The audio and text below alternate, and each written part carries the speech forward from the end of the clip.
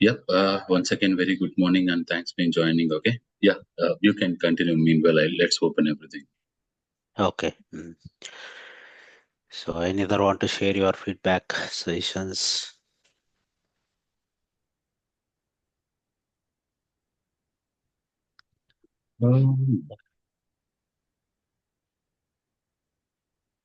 So almost installation concept also completed. I hope most of your people are part of all the sessions. Yeah. Okay. Yeah. Let's continue. Yeah. Thanks. I will take. Yeah. Yeah, at the so one more thing, just I wanted to ask, like most of your email IDs and details I already have, but to make sure, share your email ID because from today onwards the session is going to be in private mode. Okay. Just to update in 1 or 2 days. Mostly, yeah, 1 or 2 days. By Wednesday, you will move completely into the portal. Okay. So everything will move into the portal so that you have access everything from the portal level. So most probably, yeah. Okay, yeah. Thanks, I will Yeah, take. thanks. Bye. Okay, chalo. Okay, so far, I think we are having good sessions about architecture, about the storage architecture. We discuss about how the data is transferring internally, internal components, and we started the prerequisites. Okay. So I will update the prerequisites details in the portal. Okay, give me this whole week. Okay, whatever we discuss so far, you will get everything from the portal only. And we discuss about how to install SQL Server 2022. Okay, so I think I got a complaint like we are not able to. You are not see SQL Server 2022. Okay, it is directly routing to the 2025. I think so. Yeah. So Microsoft updated is directly routing to the SQL Server 2025. In this week itself, we'll complete the SQL Server 2025 also. How to install SQL Server 2025. I will provide you the link, okay, where you can download SQL Server 2022. Okay, so there is my Visual Studio subscription. So for this, you need to connect to the Outlook account. So I will share one link today video description, okay, or I will share via WhatsApp also. You can go and find to download the SQL Server 2022. So once we complete SQL Server 2025, you will also happy to install the SQL Server 2025. So majority of the time practice to SQL Server 2022, slowly will go into the SQL Server 2025. See here, my Visual Studio, you need to log in, okay, to the outlook.com. Then once you logged in, it will take some time. The portal, it is not only SQL Server, you can download majority of the stuff from the myvisualstudio.com. Okay, you can download majority of the stuff from the myvisualstudio.com. Let it be open, sir. Okay. Now, see, now we are good.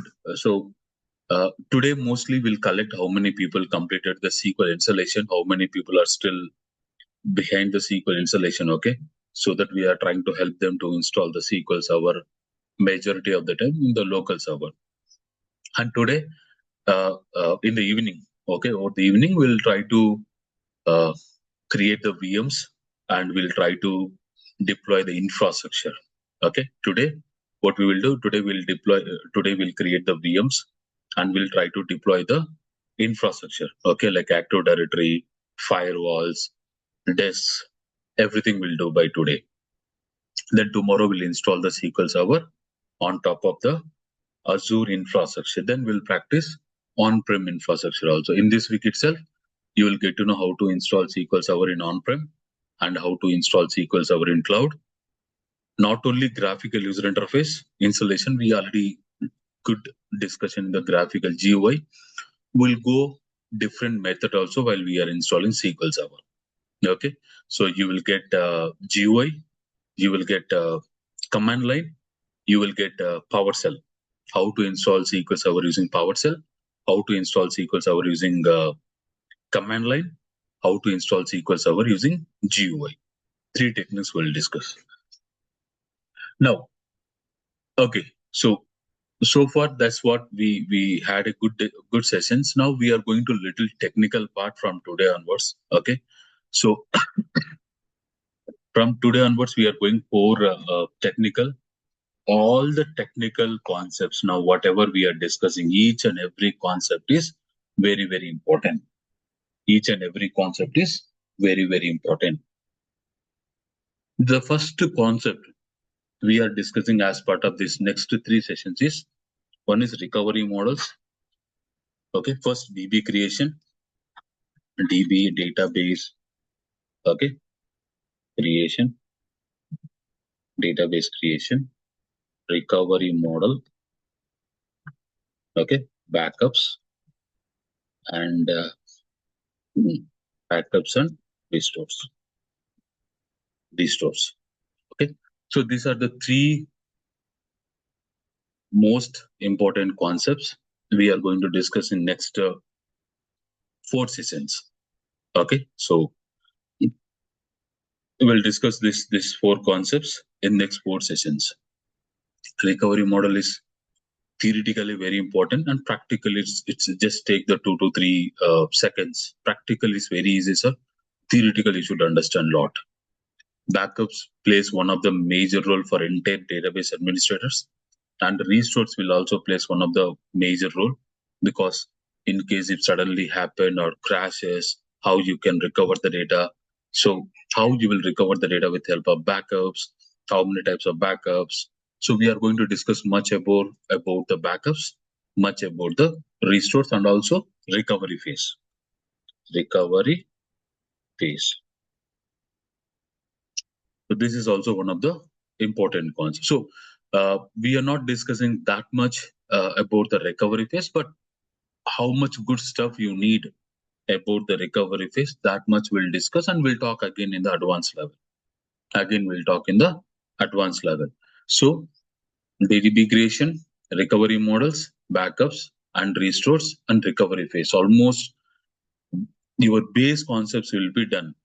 Okay. So in this week, within span of 2 to 3 days, the base concept will be done. Then we'll go for the HA and DR.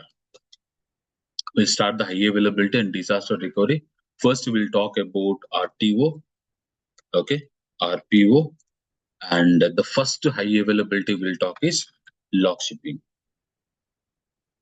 okay, log shipping. So then followed with the DB mirroring. So what we are going to discuss in next 2 weeks, I'm explaining, okay, DB mirroring, then security, okay, basic security, traditional security, not basic security, traditional security we'll talk, okay, then replication. So each and every concept, whatever we are going to discuss, log shipping, mirroring, replication. So what is log shipping? How log shipping is working? Okay, how to configure log shipping, how to failover, failback log shipping, and how to troubleshoot. Mirroring also same. What is DB mirroring? Okay, how to configure DB mirroring, and how to failover, failback DB mirroring, how to troubleshoot if something happened to mirroring. Replication is also same. Okay, by next weekend, we are going to complete almost 50 to 55% of the course content. So whatever we are delivering this next 2 weeks, we won't cover in the cloud. Okay, so we won't discuss anything on top of cloud. So this is common in any platform. Either you go for Azure or AWS or Google Cloud or on-prem. This is the traditional thing. Nothing major change you will notice. Major change you will notice even when you go to the cloud. In terms of configuration, in terms of functionality, in terms of troubleshooting, everything will be identical. So once we complete this one, then we'll move to the cloud. So subject will run little faster. So please practice in case you haven't completed SQL installation. Okay, we will ask you today how many people still you haven't configured SQL installation. If you want, I can schedule a separate meeting. I will try to bring the Sai into the call. Sai can help you in the part of installation. At any cost, today you need to complete installation, everyone. Okay, without practicing, if I'm simply saying all this stuff, it doesn't help. I'm not talking about experienced people. I'm talking about the lateral who starting your journey. Okay, so all are very simple concept, very lightweight concepts. Okay, all are majority of the stuff is similar concepts. Okay, so but more we'll discuss on theoretical and more we'll discuss on practical. How much we are discussing theoretical, how the same time we'll spend on the practical also. We'll discuss the scenarios, situations, in case in the real world, what kind of challenges you will come across. Everything we'll talk about all these concepts. So, Subbu, what I is have SQL Server 2019 developer version installed. Is that okay? yes, any edition, nothing. These are all the any edition is compatible. There is no dependency like editions here. Okay. But with 2019 developer version, can you do the always on? No. Oh, the always and yes, sir. Yeah. Yes, Always okay. let's see different because always on you need to build the infrastructures. Okay. Okay. On top of the infrastructure, we'll talk. As of So now, we'll create the Windows failover clustering and then always on, right? oh, everything. Yeah. In this week itself, you will get to know how to build the infrastructure. Okay. On-prem infrastructure, cloud infrastructure. So you no need to wait for next 15 days. Okay. All right. Sorry to interrupt. Thank you. Yeah, it's okay. See, again, sir, the people who are starting the journey, not experienced people, the people who are starting the journey, you can do everything this one on your local laptop. Okay. 50% course is done. If you complete this one, 50% course is done. Okay. You can do everything on your local laptop. You no need to infrastructure, nothing, sir. Out of this, one of the toughest concept is replication.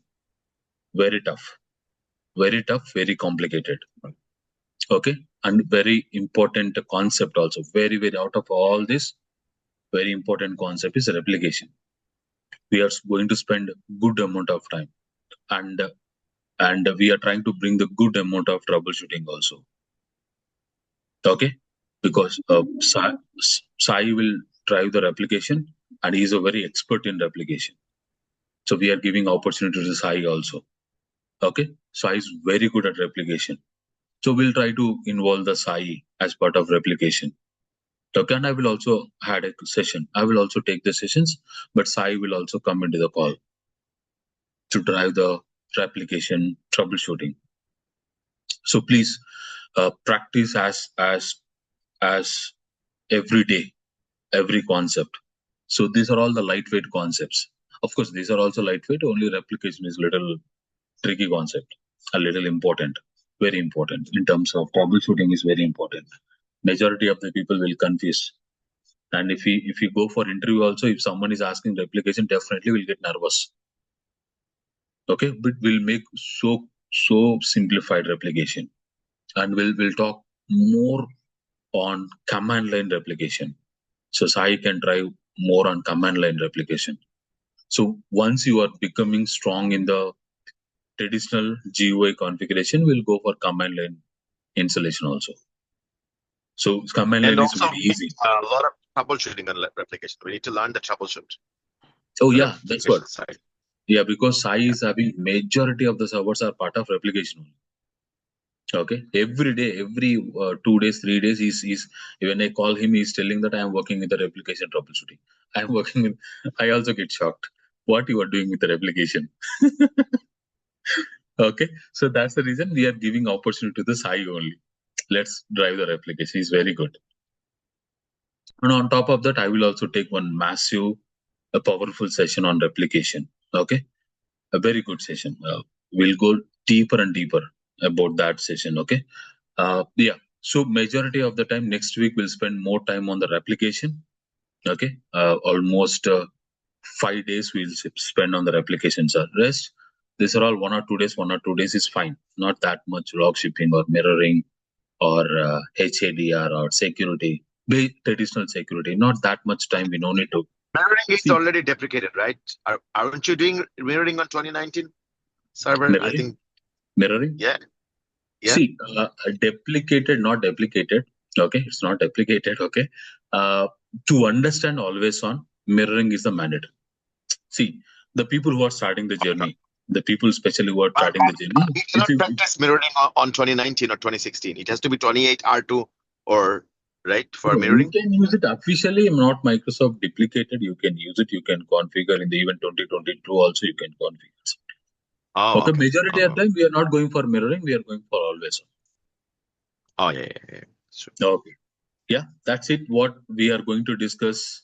Okay, as part of next course item. Okay, why Subbu you wanted to display this one? Miss, see, you will have one idea what we are going to discuss next 15 days. Okay, this entire thing we are planning for the 15 days. Okay, so half of the concept will be done. Next half will go into the completely little high level. Okay, see, all are very important. Don't think that these are not high level. Okay, all are very important concept, but majority of the stuff will cover in the first 15 days. Okay, and we'll go into the next level, like always on clusters, indexes, performance tunings, migrations, upgradations, cloud. We'll go next 1 month, 1.5 month. We'll go there only. So we'll spend this time, especially very critical. So please don't postpone your learning. If you postpone, the content is jumping. Okay, each and every content you should understand in the sequence order. So that's the reason we are making, okay, in a sequence order. Okay, like recovery models, backup restore, recovery phases, block shipping, mirroring, replication, securities. Then we'll go for clusters, always on, all that concepts. Okay, yeah, chalo. Without any time waste. Okay, now you have the better understanding what we are going to discuss in span of next 15 days. Yes, Kamal, you are asking something. Subbu, I'm just one request with you. If possible, then we any session can we install the SQL into Linux environment? Basically, if As of now, possible, no, on sir. As of now, no. Okay, but there will be definitely session. As of maybe now, no, but there will maybe be definitely. maybe webinar or other session. If possible, then Yeah, just that's what. install. In my agenda, Linux is also there. I will try to bring the Linux because see, I haven't get a chance. I don't want simply install SQL Server in Linux and show you something. If I wanted to bring, I can bring massively, especially SQL Server. Okay, so definitely there. I promising it. Definitely there will be Linux also. Okay, and Coin. I will going forward, and I will also try to bring how to install SQL under Docker and Kubernetes also. I'm good at Dockers, not Kubernetes, but I'm good at Dockers. But it's a long backstory. Okay. Okay, Okay. so I don't want to discuss all this stuff as of now. Let's stick with the Windows platforms.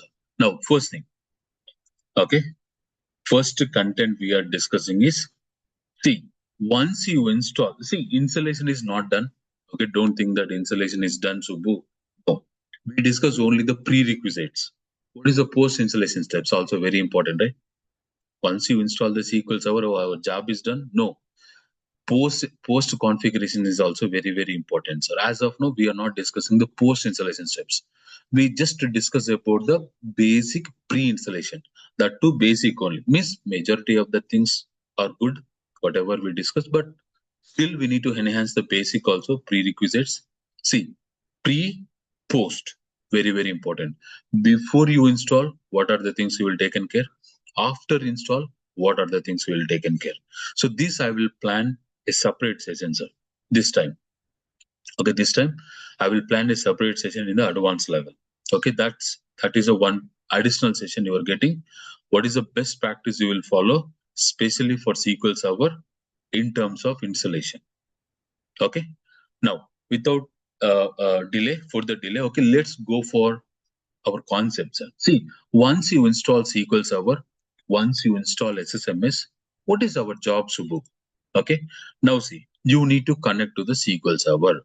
So you know that you install the database engine. Now what you will do, you click on here, okay, wide symbol, or you can click on connect. You will get the analysis database engine, analysis service, integration service, reporting service, Azure storage, SSIS integration runtime. But we are not doing anything here. We are just going for the database engine. Okay, or better, you can click here. you will get the database engine. You will get the wizard where you can pass the instance name. Okay, where you can pass the instance name. As of now, you already installed the, for example, you install the default instance. Okay, you can pass the default. You can drop down, go to the browse for more, expand the database engine. You will get to know how many instances you install on your laptop. Okay, everyone, what you can do, right? Install 3 instances on your laptop. Everyone, okay, install local laptop. So if you don't have VMware, Subbu, my laptops are not compatible, all the stuff, I don't have VMware, all this stuff, better you can do this entire 15 sessions. Okay, entire this 15 days. Enough. Install 3 instances on your laptop. One will be the default instance, 2 will be the named instance. Okay, now you can practice everything. Log shipping, mirroring, replication, except clusters always on. You can practice everything, sir, on your local laptop. So don't think that I don't have VMware, I don't have that much configuration, Subbu. Okay, so anyhow, we'll discuss about VMware, all this stuff. That time we'll talk about what is the minimal configuration, all the stuff. Now you know how many installs are connecting. You can connect to the any one instance. You don't need to connect to all the instance. You can connect to the any instance. Click on optional. As of now, I don't want to work with the encryption. Click on connect. Then I connected to my SQL instance. Now, once you connect to the SQL instance, okay, once you connect to the SQL instance, now you will start learning first. Okay, you are learning, sir. You are not doing anything.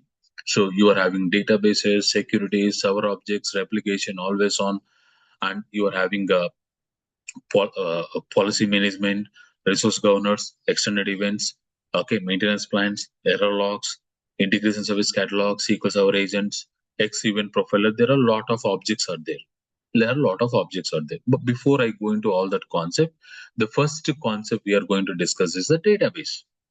Okay, you remember Saturday we discussed about the system databases. Okay, master, model, MSDB, TempDB, and resource database, which is hidden database. Now, apart from system databases, you can create n number of user databases.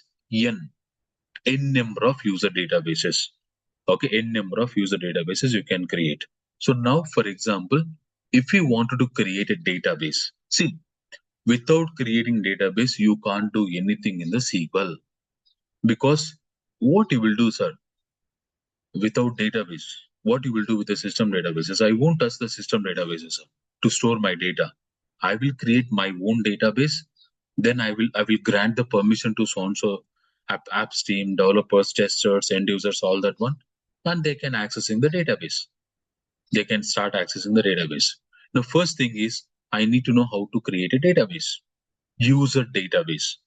Okay, you can create n number of user databases. So if we wanted to create a user database, in a simple terms, right click on database, click on new database.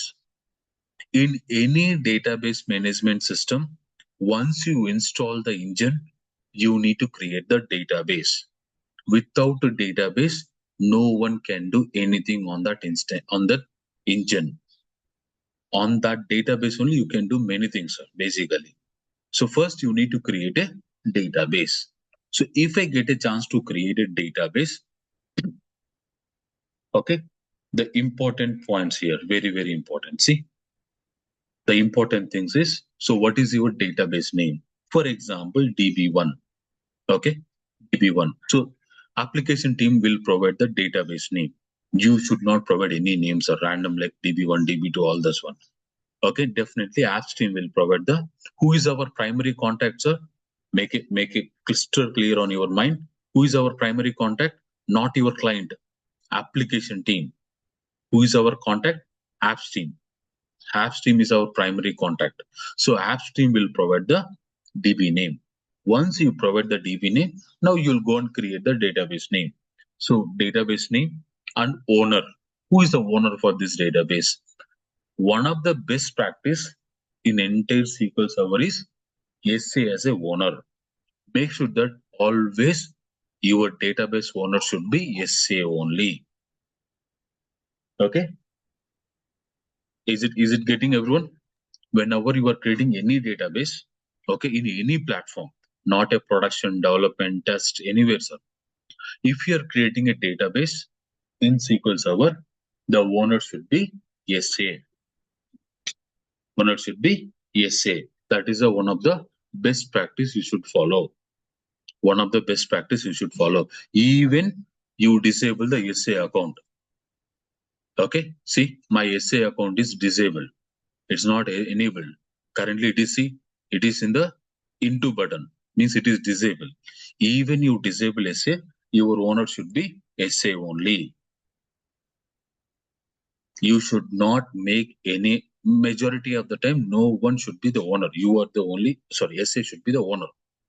But if you forget to create the, if you forget to mention the owner, your name will be the owner, sir. Whoever creating the database, he will be the owner. Okay, that is not a best practice. Always SA should be the owner. One of the best practice, not only database, sir, even for the jobs also. Whenever you are creating any jobs in SQL Server, owner should be SA. That is one of the best practice you should follow. Got it? No? Yes? Everyone? Yes. Yeah. So first, yes. Yes, ma'am. Do you mean like in a real environment, when we create a database, the owner should be SA? Yes. In the real world only, ma'am. Everything. Okay. Okay. SA. In the real world, everything is real world, ma'am. We are not talking anything on our laptop. Feel this is a real world environment. Okay. One of the best practice. Make a note down, everyone. One of the best practice is always you need to maintain SA as a owner, either for the databases, either for the jobs, until unless there is any dependency. If apps team coming to you and they are saying that, hey, this is my database, I need to own the database, means that time you will keep the application owner name. Like login, sir. Owner is nothing but login. SA is a login. Okay. See, I can keep my name also. What is my name? Yes. What is my name? Sorry. Yeah. Okay. This is my login. So I can be the owner. Okay. This, for example, this is a app stream. He is the owner. Okay. So we don't want to make anyone as a owner always. One of the best practices is SA as a owner. Okay. We'll talk more about in terms of security. Okay. What is SA? Okay. But SA always should be the owner. Yes. So, as per the SA, we need to disable. Then why put into the owner of SA? I That's not what, sir. understand this SA reason. should be the owner. SA should be the owner. SA we are disabling as per the best practice. Yes. Then why put to SA as a owner? We are disable this See, user. owner means he is having some rights over the database. I don't want to grant anyone rights. Okay, getting my point? Yeah, getting your point. But as per, maybe I'm wrong, but I'll be creating the same one user that have or rename the SA account. Then we can put this way. Creating the user, all this stuff is not easy in the real world, sir. Who will provide you the approval? It's a headache, right? Why we need to keep everything on our headache? Okay. See, here you can create the user, whatever you can play. Will you go and talk to same thing to the app stream? No. They will confuse a lot. We don't want to confuse everyone, sir. We don't want to confuse everyone. So that's the reason we disable. But even though we are making as a owner, because if you are owner, you can do everything on the database. If you are owner, you can do everything on the database. Okay. By mistakenly, if you're deleting the database, who is the responsibility? DBA should be responsibility, right? Correct. Why we are letting to him to delete the database? So don't grant the permission, sir. Firstly, how you can avoid to grant the permission? Set SA as a owner. Until unless he is connected to the SA, he can't delete the database. But SA is currently in disabled state, so no one can connect using SA account. Correct? If it is in disabled, no one can connect to the SA account. Then how he can delete the database? No. That is how we are protecting our activities. Couple of things. Yes, Yaswant. Subbu, at here, in my scenario, like elevated permissions also they didn't revoke. Actually, from application end, client is not managing all the applications. So from client side, they had multiple vendors and they are managing. So in that case, even I tried to change the SA pass. Like I tried to inform them to change the SA password as part of the client has been moved to a new project, right? Let's New. don't divert the concept, sir. Let it be. Oh, Okay, that we'll talk. When in terms of security, I will come back all this stuff. Okay. sure, Subbu. Again, Yeah. I told you, right? In security, we'll talk more. We'll Okay. talk more. Authentication methods, SA, sysadmin. We'll talk much more good stuff in the security. And when you are creating a database, one of the best practices make database owner as a SA. Is it clear, everyone? Okay, not okay. Okay, that's the Yeah. first thing. Okay. Okay. Second thing. Okay, now definitely, ma'am. Okay, you will get one confused is how many data files I need to create, how many log files I need to create. Okay, see, especially we are not deep diving about the capacity planning as of now. Okay, we are not deep diving capacity planning as of now. Maybe what I can do, I will plan one session.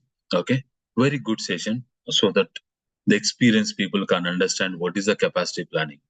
Either it is a brand new server capacity planning or existing server capacity planning. Majority of the time, existing capacity planning is little easier. Brand new capacity planning is little harder to estimate the plan.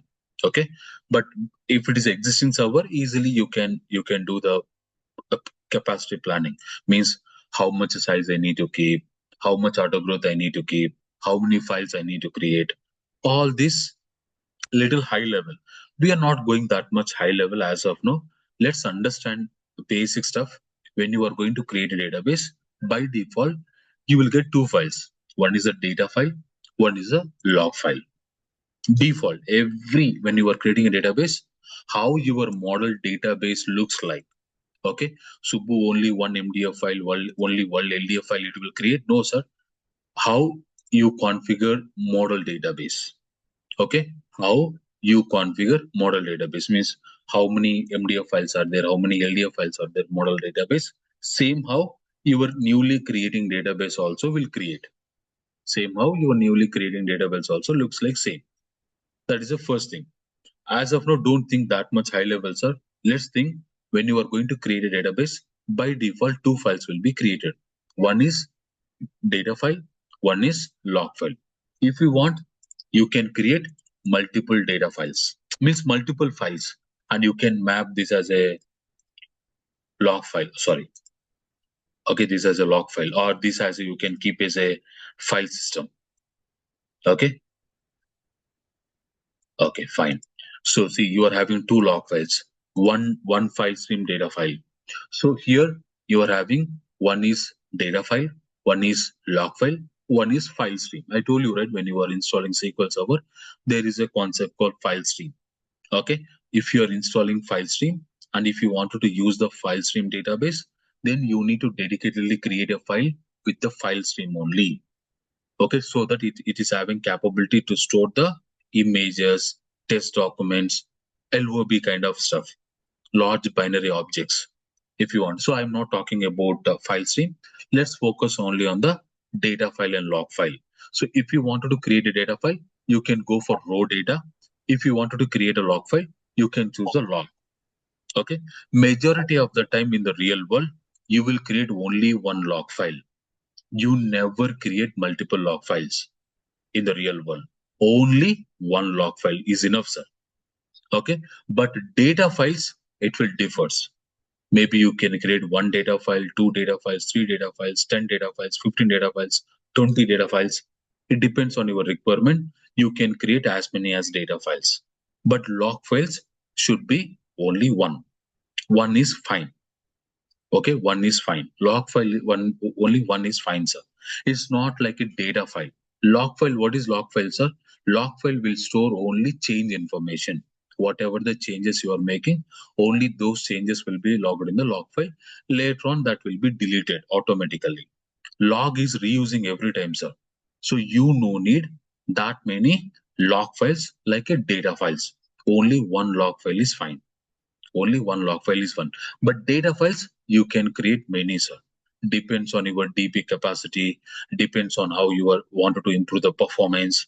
Okay, what sort of data is storing in the database, how massive the data you are storing database, your data files can be differs. Okay, your data files can be differs as many as you can create, as many as you can. Majority of the time you won't create that many, sir, like 100, 200, 300 files. Will I create Subbu? No, maximum 10 to 15 or below 10 only. 10 to 15 or 10 to 15 also not, sir. Below 10 data files only. A majority of the time we'll create less data files. Not that many massive data files will create. But you can, if you wanted to create a data file, you need to choose the raw data. If you wanted to create a log file, you need to just swap down to the log. Then this file will become the log file. This file will become the log file. So how many data files I need to create? How many log files I need to create? As of now, only one data file, one log file. Okay, everyone? Yes, Subbu. Subbu, Yeah. Okay, can hold on. We'll talk. We yet to discuss lot many things. Okay, when I'm discussing backups, okay, there is a concept called piecemeal restore. Okay, piecemeal backup, not piecemeal restore, piecemeal backup, piecemeal restore. That time I will go a little deeper. Why Subbu multiple log files you are not creating means it's not like a jumping your data, sir. See, when you go to the data files, okay, I can keep certain amount of data in the data file. I can keep certain amount of data in this data file. I can keep certain amount of data in this data file. Okay, based on what shared data is available in the data file, when you are loading, it will go into the respective data files. Log file, until this log file will get full, it won't go to the another log file. Until this log file will get full, it won't go to the another log file. Then what is the purpose, sir? Why you need? You can maintain better one log file, right? Why multiple Subbu, log I files? have a real-time scenario. For example, this Sir, this is multiple real log. time only. Don't call everyone real time. Again, I'm telling No, the day one. This is no, completely real world only. Yes. no. Basically, Yes. Tell I me, have sir. created one log file in my D drive, and my running transaction will be ongoing, and my D drive space available more than 100 GB. Suddenly, the heavy transaction coming. That time will be my data will be down or 100 GB full then. So that's why I will create a secondary log file to other drive. If this full, I put into cap into the secondary log file and primary log file. So my transaction will be not stopping. I have done the one real time in my data warehouse environment. So Where that's why. your settings are? This is a primary. This is a secondary log file. No, I will not setting primary or secondary log file, but log file data written to the sequentially. First written data log db1, then the db2 log file. So my D drive will full, then my transaction will be not tampering, so it going to the Okay. Okay. secondary log file. See. That's what.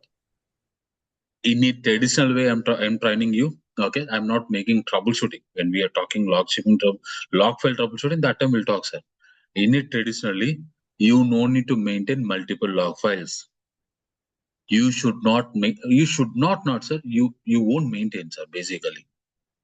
Okay. Until unless certain scenarios, that is the one scenario you explain. Okay. Why I need to maintain, sir? After the transaction, what log file will do? Simply it is sitting idle, right? I never do. Okay. For that increase, okay. If it is increasing, if you think that okay, my log is increasing, then I can increase the disk capacity, right? Why I need to create one more log file in the production server? Never. That I won't encourage. We won't encourage, sir. You can increase the disk capacity, right? Why you need to create one more log file? I hope you are understanding my point. Yes, understand Subbu, your After point. the transaction, what will do with the log file, sir? The Actually, that suppose is a production. That is a critical production server. Yes, understand, Subbu. So that case, as per the need, I have put into the secondary log file into Yeah, cap. that's what. That is the reason I never tell that, okay, you can create multiple log files now. No, I can do multiple solutions, sir, in the when we are troubleshooting. Okay. As of now, just understand what I wanted to convey. In the real world, you can create multiple data files, sir. Okay. In the real world, you can see multiple data files, but majority of the time, majority 99.9%, you will see only one log file. Okay. You will see only one log file. So mostly we won't create multiple log files. Is it clear, everyone? Everyone? Yes, Subbu. Yes. Yes. Why Subbu also will talk, sir? Because there is a dedicated sessions on all the concept. Data file full alert, log file full alert, tempdb full alert. Everything we will have dedicated sessions, sir. That day is your day. When we are troubleshooting, that day is your day. Like see, if I go for batch 45, see everything will have the discussion. Okay. Scroll down. Where? Yeah. So where is it? The log shipping. Where somewhere. Yeah, somewhere. No. Yeah, CPU troubleshooting. Data log file troubleshooting. See, log file. That day is your day. We'll talk more about what are the things you need to take and care. So, but more majority of the time you won't create the log file, sir. Okay. Majority of the time you won't create until unless if all the doors has been closed. If all my doors has been closed, then I can go and create a log file. Otherwise, you should not encourage to create the log file. Because after that, what you will do with the log file, sir? Unnecessarily it is sitting. What you will do after the transaction? Unnecessarily it is sitting on one disk. And who will provide you approval to create one more log file in the production server? Who will provide you approval, sir, first? Okay, why they will provide approval? If apps team knows very good stuff in DBA, then definitely they will ask why you need log file. Why do you need log file? If you feel, okay, let's increase the disk capacity, right? If you feel that, okay, this disk is maybe consumed, then increase the disk capacity. 100 more GB is fine. This log file itself can handle. Okay. So until one log file good full, it won't move to another log file, sir. So majority of the time in the real world, you won't create a log file. You should not encourage to create a log file. Got it, everyone? So the people who are starting the journey, okay, just keep that in a point in a mind.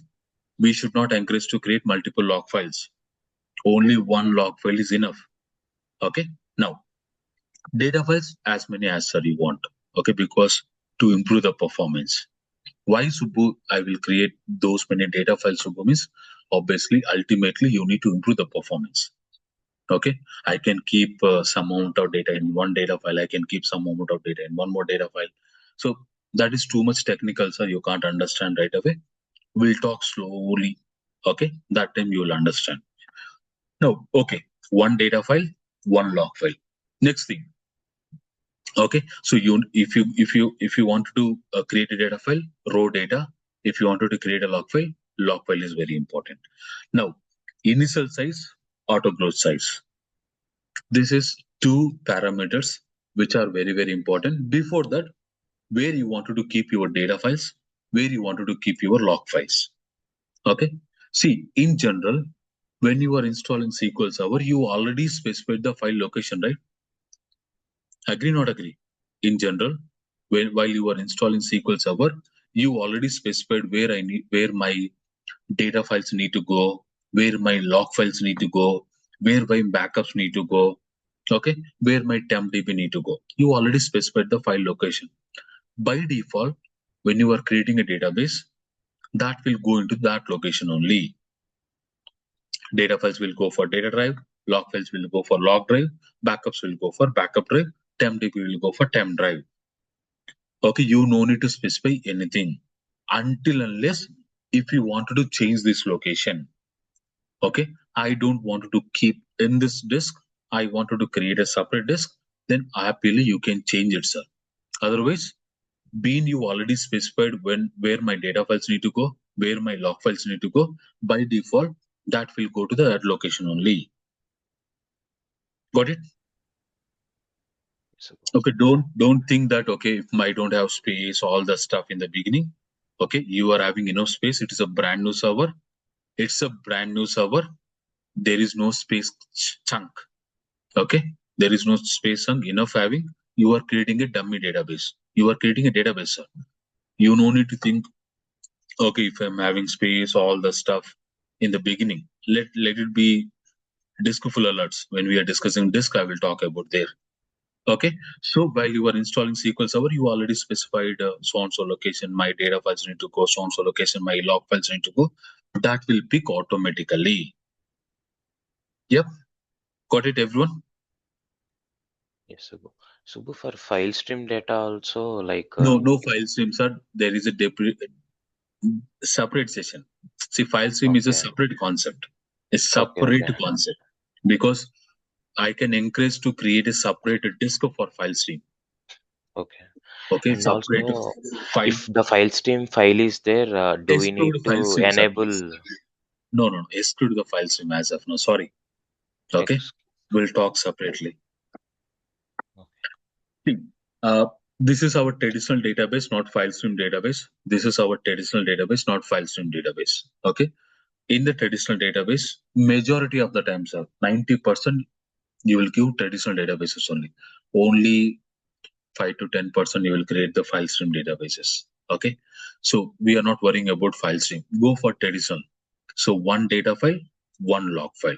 Where it is going, whatever the location you specified while you were installing SQL Server, that location if it will go. If I wanted to change this location, you can happily change. For example, if I wanted to change my data file location, if I wanted to change my log file location, happily I can change it. Wherever you want, you can keep it. But majority of the time, don't simply go and change in the real world. Okay, so whatever the location you already specified, by default, that will go into that location only. How I will get to know what location Subhum is?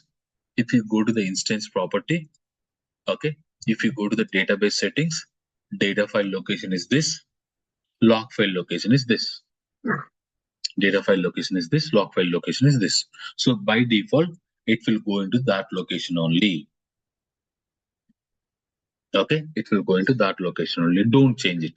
And file name. Okay, if you want, you can specify the file name, sir. Otherwise, SQL Server will specify the file name. Okay, if you want, you can specify the file name. Like if you wanted to keep any different file name, like a db1, okay, underscore new dot mdf. Always our data file should be mdf. Okay, our log files will be ldf dot ldf. Okay, our log files will be .ldf. Our data files will be .mdf. And if you wanted to create one more data file, okay, so db1 underscore mdf, for example, mdf1. Okay, this is your logical name. This is your physical name. Whenever you are going to create any database, there will be two names. One be the internal name, one be the external name. This is our external name. This is our internal name. Nothing but logical name, physical name. Okay, logical name. See, is user friendly only. Not you need to strictly follow this one hierarchies. Nothing. Is a user friendly name. I want one more data file. That's the reason I'm creating db1 ndf1. And I told you that only mdf1 mdf will be available. Rest will be all are ndf only. Dot ndf. See, db1 underscore ndf1 dot ndf. Whatever name you can give it, sir. There is nothing that you need to give this name only. But provide decent name. Okay, I mean to say either it can be logical, it can be physical. Provide some good, meaningful name. By seeing this name, oh, this is one NDF file. And this NDF file, I no need to keep in the D drive. I can keep in the different drive. So of course, I can keep in the different drive also. For example, I wanted to keep in the, okay, this location. I can keep in different location. So one data file is going for one drive, one data file is going for another drive. Now you'll ask one more question, experienced people. Can I keep MDF here instead of NDF? Yes, sir, you can also keep it. There is nothing wrong, but we won't encourage. Only one MDF should be there. Rest all the data files should be NDF. Some people will keep it as a MDF only. Got it? So this is a logical name. This is the physical name. What do you mean by physical name, Subham? Is the file names. Whenever you install SQL Server, if you go to this location, whatever the names here it is displaying, see .mdf, .ldf, .mdf, .ldf. So this is your physical names where you are able to see. But in the background, there is a logical name also. This is your logical name for SQL understanding purpose. So one is for SQL, one is for us easily. Got it? So whenever you are creating a database, there is a logical name, there is a physical name, and owner as a SA. Okay, and extension is also very important. Extensions is also very, very important. Is it clear about file name, logical name, owner, database name, everyone? Yeah, Subbu, logical name and physical name both are the put into same, or need to maybe some case need to put a change. Whatever name you love it, you can put it, sir. You can also keep it I love you .ndf also. No one will ask until unless if someone check. Okay. Whatever name you can keep. I will be just thinking regarding No, I maybe am saying straight away. I am telling, sir. I don't want to make you confused. I told you, no. if you want, I can keep I love you SQL. Okay. .ndf file. No one will ask. No, physical name or logical name both are the same. Then maintenance will be little bit easily or little bit helpful for the DB syncing Nothing, case. sir. What you will do with the maintenance? What you will do in the maintenance, sir? Nothing you will do. You know how many files are there. That's it. Nothing will do, sir. Okay. In general. Yeah. In case that, definitely I will let you know. Okay. Yeah, Now these three are very, very important. Okay. Logical names, physical names. In a simple layman terms, you can understand whatever the logical name you are keeping, keep the same as a physical name also. Fine. But see, if you are adding a data file, sir, if you have one more data file, we will keep some meaningful names also. That's what I'm not going deeply, sir. Okay. I'm not going deeply. I will talk more deeply when we are discussing piecemeal restores. Okay. As of now, don't think that much deeply. I will talk about because what is this file group? Okay. I need to talk about the file groups also little deeply so that you will understand when we are discussing piecemeal restore. Wait for 2 more days. You will get to know. Okay. Little more stuff. As of now, this is logical name, physical name, owner, database name. These are fine. Now, there is 2 more options. One is initial size, one is auto close size. Okay. See, initial size is nothing but whatever the size you are going to allocate here, immediately it will consume whether you are using, not using. See, try to understand the logic. Very simple. So, for example, here you are making 10 GB. Okay. Here you are adding 10 GB means you don't know whether this database will grow to the 10 GB or not. Okay, you are just creating a database, sir. You exactly don't know whether what sort of load they are passing, how much load they are passing, how frequently they are connecting to database, how frequently they are loading the data. You don't know anything. But for example, you are keeping a 10 GB of initial size. What it will do, right? Whatever the disk, wherever you are specifying the file. Okay, D drive. Immediately, it will consume 10 GB. Immediately it will consume 10 GB of the disk if you are setting initial size. Whether database will grow to 10 GB or not, you don't know. But if it will start growing, your performance will be improved. See, majority of the time initial size is the good. Majority of the time initial size is the good. Why Subbu initial size? See, I'm not dealing with the performance tuning. Why Subbu initial size is grow means for this file already your disk got allocated. Okay, no need to go to the disk and get the data every time. See, while you are loading the data into the database, it need size. It needs space, not size. It needs space. From where it will get the space? Your data file will go to the disk and get the size space first. Then it will create the extents, create the pages, and try to load the data. So to pre-allocate, we are setting initial size. So for example, you are setting 10 GB. Already 10 GB is allocated. Now you need to just create the extent. You need to just create the page and try to load the data. You no need to go to the disk and get the space until this 10 GB got consumed. After this 10 GB got consumed, again this file will go to the disk, get the space. Okay. So what is the initial size? Pre-allocating. You are allocating some free space to the file. Whether it will grow or doesn't grow, it depends on. Okay. But if you want to allocate some pre, then set the initial size. And that is one of the best practice we'll follow. How much size we need to set, that we'll talk in the capacity planning, sir. When we are talking about index, okay, after I think 25 days, we'll start the index concept. Before I start the index, I will talk more about these concepts only. That time you can understand about little about the capacity planning, so all the stuff little deeper will drive.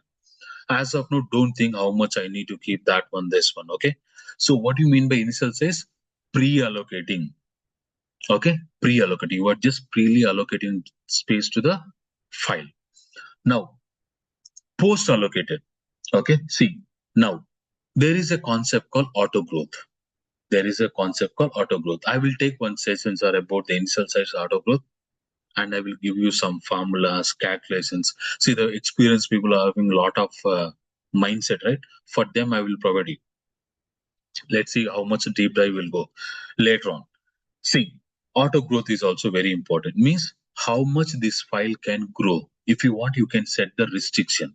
Oh, this file need to grow up to 500 GB. For example, this file need to go up to 500 GB.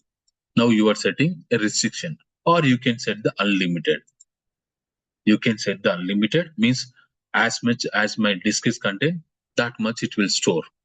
Either you can go for unlimited, or you can set the restriction. Either you can go for unlimited, or you can set the restriction as much as I can restrict. So majority of the time, which one we will do means it depends on the capacity of the databases. It depends on the disk capacity. Okay.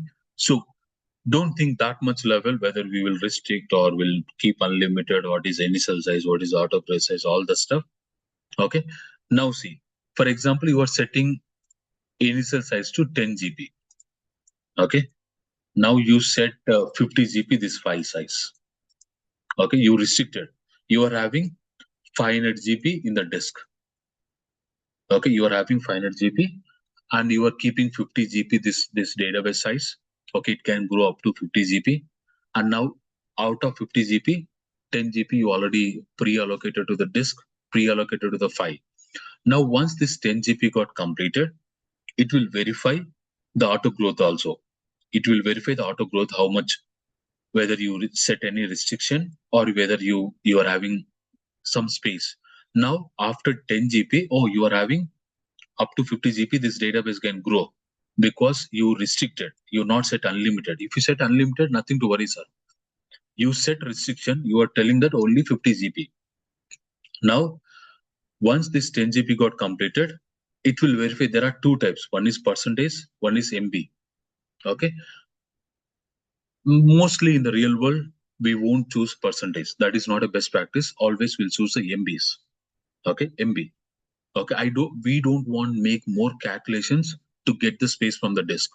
So percentage is nothing but calculated. So SQL Server will see the how much current size, and it will calculate, and it need to go for percentage. That I don't want make confuse SQL Server a lot. So I am straight away telling to SQL Server, once my 10 GB got completed, okay, now if I want more space, now first I am specifying the 250 MB. Okay, now SQL Server will request how much free space is there? Still 40 GB. Okay, 40 GB is there, and my disk is also enough space, sir. See, there are a lot of calculations. I'm not going that much deeper calculations. Okay, you are having enough space. Okay, now SQL Server, what it will do? It will go to here and get the 250 MB first and try to load the data. After 250 MB, again it will go to the disk, get the 250, get the 250, get the 250, get the 250 until this 40 GB get completes. That is a round robin way. Okay, after this 40 GB is also completed, definitely you will get definitely you will get the data file full alert, because you have restricted and there is no space on the database. Definitely you will see that your database file got full. Then you will go and research and you will expand the disk, you will do blah blah blah blah something. That I'm not worrying. So I hope you are understanding what is auto growth, what is initial size. Initial size is nothing but pre-allocated. Auto growth size is nothing but post. After initial size got completed, then every time it will go to the disk and get the space. How much it will get the space? Here you are mentioning. So don't go for percentage, always go for MBs. That is one of the best practice. And how much I need to keep Subbu here? 250 or 500 or 1 GB based on your capacity. That's what capacity planning is very important. Based on your capacity, you can keep the as much size.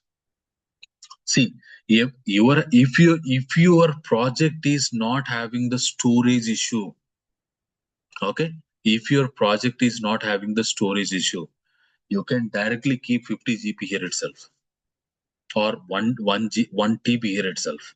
There is nothing, sir. If your project is having not a storage issue, some people are having some storage budget.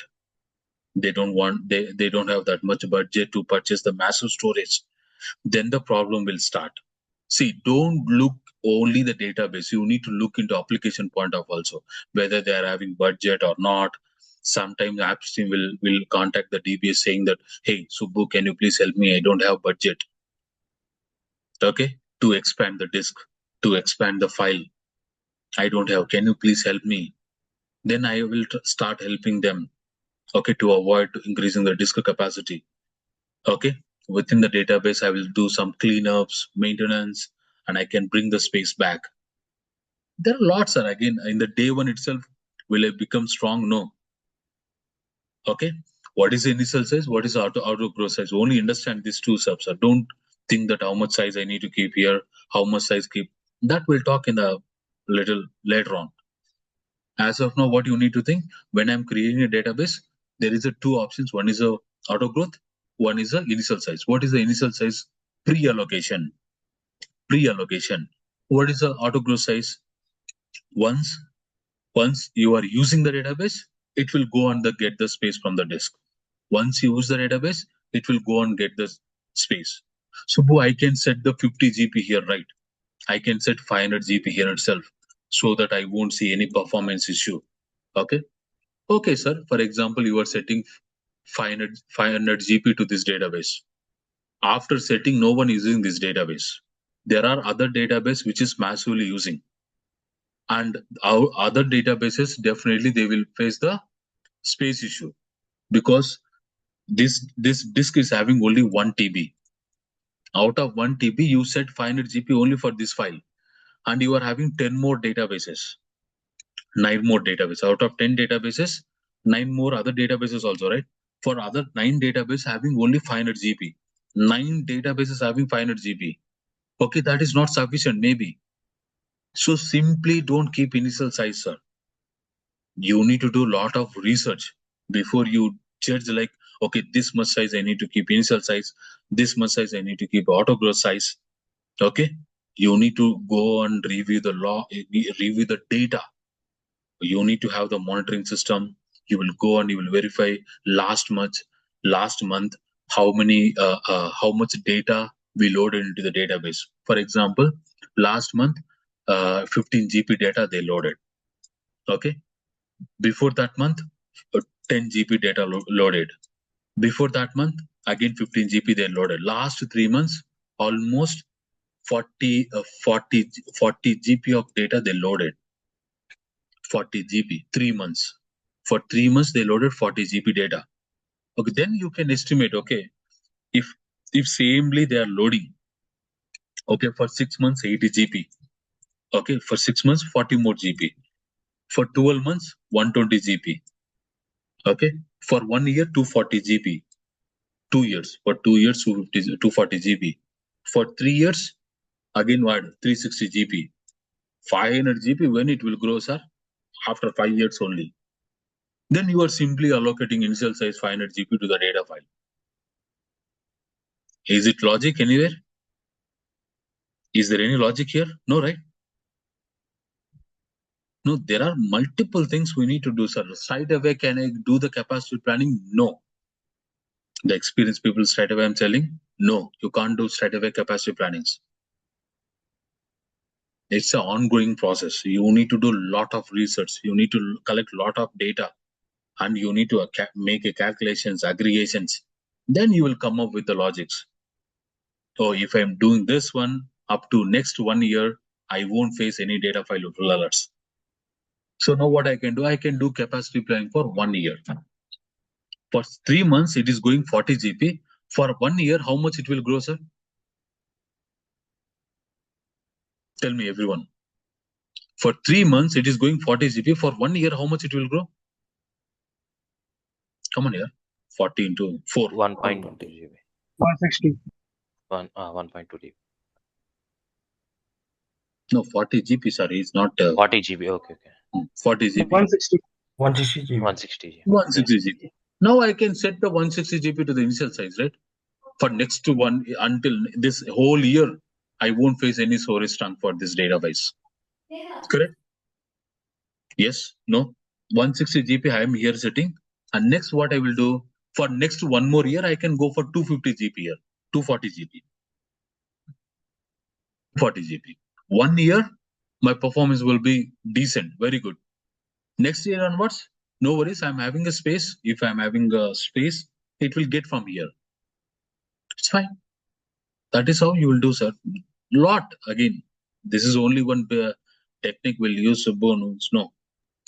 Okay. Subbu, this practice like we'll not do every time, right? Like we'll just give the suggestions to application team so that if they confirm, like we will just change the Basically, until unless someone is reaching to you and asking that, can you please help me? I am seeing the performance issue. I am seeing the performance issue. I am seeing the performance issue. Then you will go S1 straight away. Okay. Sir, I am maintaining 5,000 servers. Will you do all the 5,000 servers? No, we can't do Each that. server is having 250 databases. Now calculate 500 to 250 databases. 5,000 to 250 databases. Calculate, sir. Out of 5,000, assume 1,200 servers are production servers. Forget about test and dev servers. Okay. Imagine each instance is having 100 databases. 100. How many databases, sir? If you want to do capacity planning, will you do? Will you really do this many database capacity planning? Let me ask you. No. Wherever there is a need, then I can do capacity planning, sir. For all the servers, no. Okay. There are medium scale applications, large scale applications, critical scale applications, okay applications. Okay. We don't want to capacity planning for all large scale, critical scale application. They want performance. They want only performance.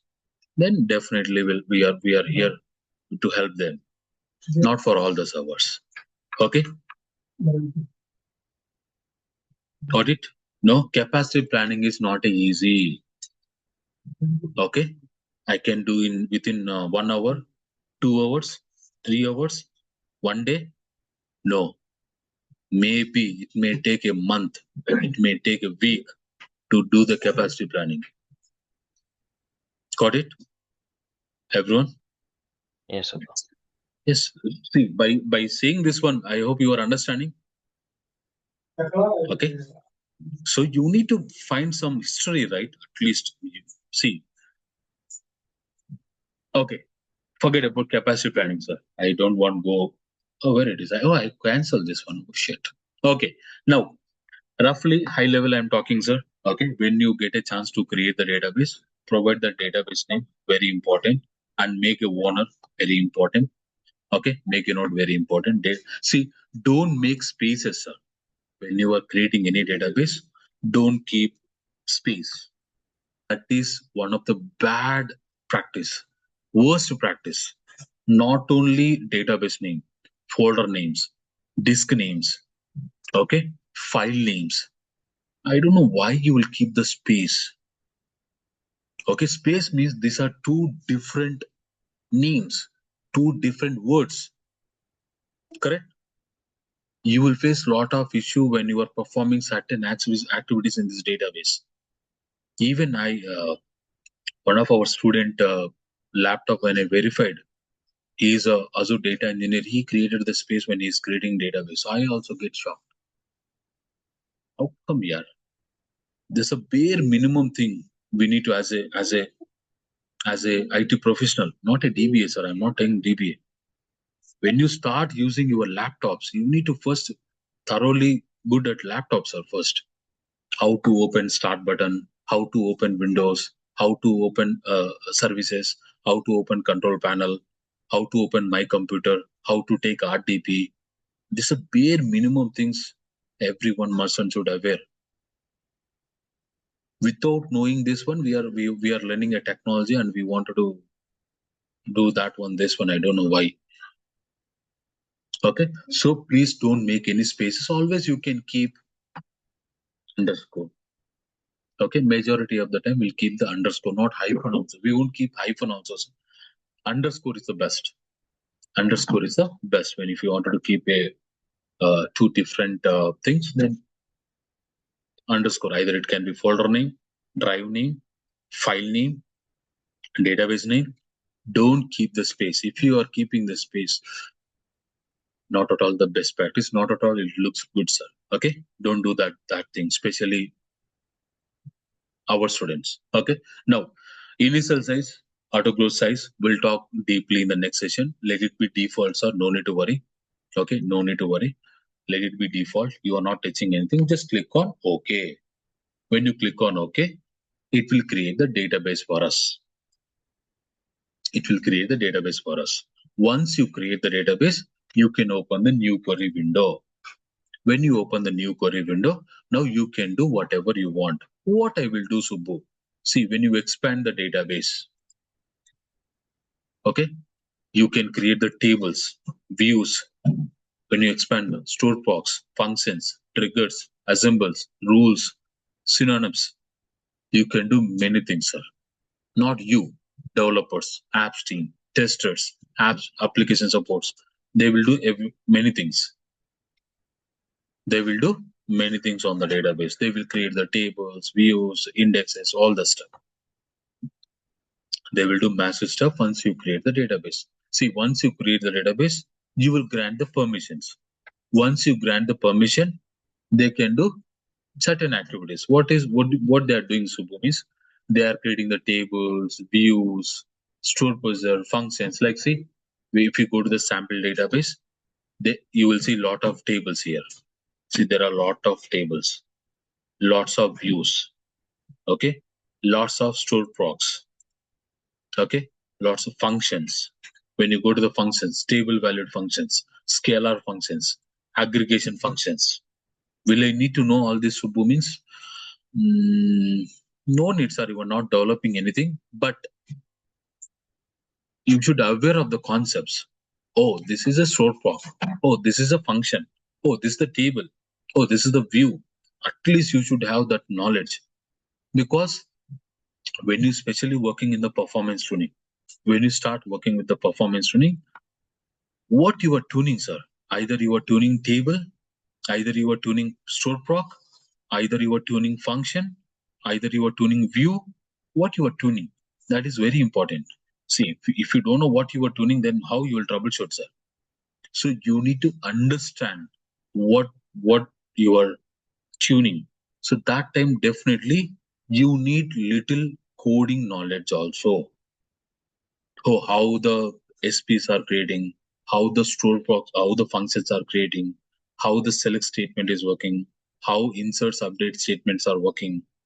Okay, definitely if you wanted to become somewhat stronger in tuning, you must and should know about the coding language. You must and should aware, sir.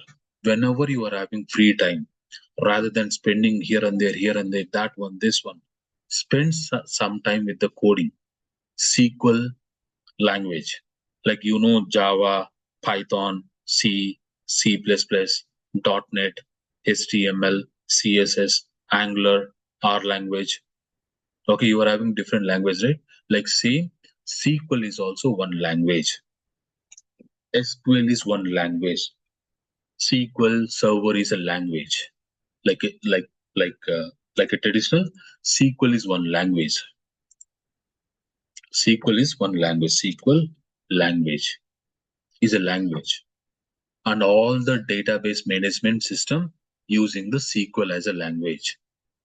If you go for Oracle, SQL, MongoDB, MariaDB, Cassandra, Cosmos DB, Amazon Aurora, okay, DB2, Sybase, Teradata, SAP HANA, majority of the database management system are going to use one and only one language called SQL language.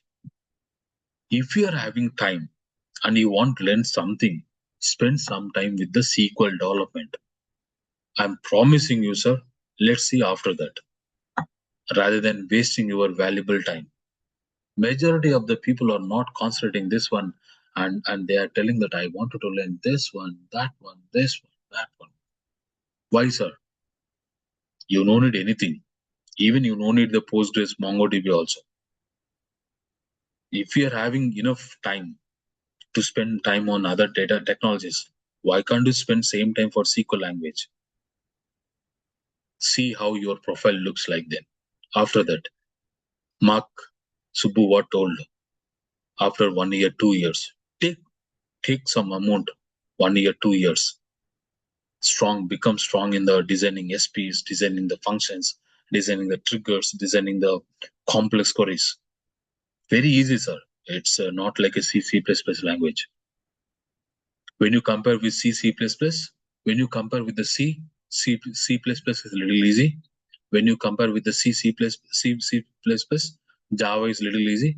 When you compare with the Java, Python is little easy. When you compare with all these technologies, SQL is very easy. Okay, so when you are having a time, why can't you spend with the SQL language? Why can't you spend with the SQL language? So DBA thing we are going to learn next 60 days. We are learning what DBA people are doing. So before that, what developers are doing, what apps team is doing, what end users are doing, what customers are doing means they are going to perform these languages. Okay, SQL is a language. Okay, SQL, structured query language. SQL stands for structured query language. Most probably next year mid, we are trying to bring the SQL language. Definitely. Okay, in the next year mid. Okay, first we'll try to bring the SQL language. Then Python, then PySpark, then Kusto. Maybe next year I'm planning to deliver SQL, Python, Python with the PySpark, then Kusto is a language for SQL, like something you will do in the cloud, Kusto language, like a little about SQL only. This is also Kusto. So we'll try to bring that into the picture. Okay, see, up to our interest, sir, this is, you no need to go anywhere. We are having a lot of content, but we are not exploring those content and we are running other things. We want additional things. We don't want, sir, let it be. In the SQL itself, there are a lot. Okay, SQL is a language. Okay, so first we'll talk. SQL stands for Structured Query Language, which contains 5 sub-languages. Okay, DDL, Data Definition Language, Data Manipulation Language, Transaction Control Language, Transaction Retrieval Language, DRL, you can call it as a DRL, Data Retrieval Language, and Data control language. You mustn't should remember these commands. You mustn't should remember these commands. This is something very important. Where is the image? Yeah, here. These are the 5 languages. So what developers, apps team, testers, what and all they will do? Okay, under the DDL language, okay, data definition language, they are going to create the structure. Okay, they can drop the structure along with the data. They can alter the structure. They can truncate the data. They can rename the structure. Means whatever you are going to create. So data definition language is mainly working with the creating the structures. Structure. Okay, you can create a table. You can create a view. Okay, create table, table name. Create view, view name. Create index, index name. Create stored proc, stored proc name. Create trigger, trigger name. Create function, function name. Okay, so with the help of create, they are going to create a structure first. It can be table, view, indexes, stored proc, function, trigger, sequences, materializer views. They can do many things. Cursors, they can do. Okay, they are creating a structure. Once they create a structure, if they want to alter the structure, then they can go for alter. Okay, then they can go for the alter. They can go for the alter. Okay, I will show you, sir, how to create a table, how to alter the table. We'll see. Okay, they can create a table, they can view it, they can alter the data. Okay, create, alter is very important. Majority of the time you won't see. Why, Subbu, I wanted to learn, I told you, right? Sometimes application team will provide the script to you to run. At least you should aware of that, right? What I'm running, or blindly will go and run. See, at least assume one of a DBA. Assume I'm a DBA, you are also DBA. I'm just providing the script. Okay, I tell you, hey, Anusha, can you please go and run? For example, Anusha is blindly running. She ran, and that lead escalation. Okay, and Anusha is telling the Subbu told me to run. I told when I told to run. Then gone Anusha. Okay, see, if you are running something, at least you should aware of what it is making actually. If you see the create, okay, he's creating the structure. Oh, it is alter. Oh, he's altering the structure. Oh, it is a drop. Means he's deleting the structure along with the data also. Drop will delete entire the structure along with the data. Along with the data. Truncate, it won't touch the structure. It will just delete the data. So drop, okay, can work for all the objects. Drop can work for all the objects. View, sorry, alter can work for all the objects. Create can work for all the objects. But truncate only on the table. Only tables are. Truncate can work only on the table. It will just delete the data. It won't touch the structure. It will just delete entire data. It won't touch the structure. It won't touch the structure. So truncate will just go for the table level. It won't do anything. So, for example, if I wanted to create a table, Subbu, okay, I don't know the syntax, all the stuff. Better what you can do, okay, SQL, wait, create, okay, syntax, okay, create syntax. Now you can open the W3 school. Okay, you can open the W3 school. Here you will get all the syntax. See, you are getting all the syntax. You are getting what are the things you can do. Everything, bare minimal things you will get it, sir. Now, if I wanted to create a table, so what is the syntax? Create table, table name, okay, and I need to mention the column name, column data types. Column name, column name. So I can copy this one, okay, or I can copy this one. I can go to here. Which database I need to create a table? That database I will right click. Okay, that database I will right click. I can open new query window. I'm in the same database. Here also I can check same database. Then I can paste the query. So create table name. Now I can specify the column name, data type, column name, data type, column name, data type. So we are having different data types in SQL Server, not in the SQL. Okay, data types in SQL.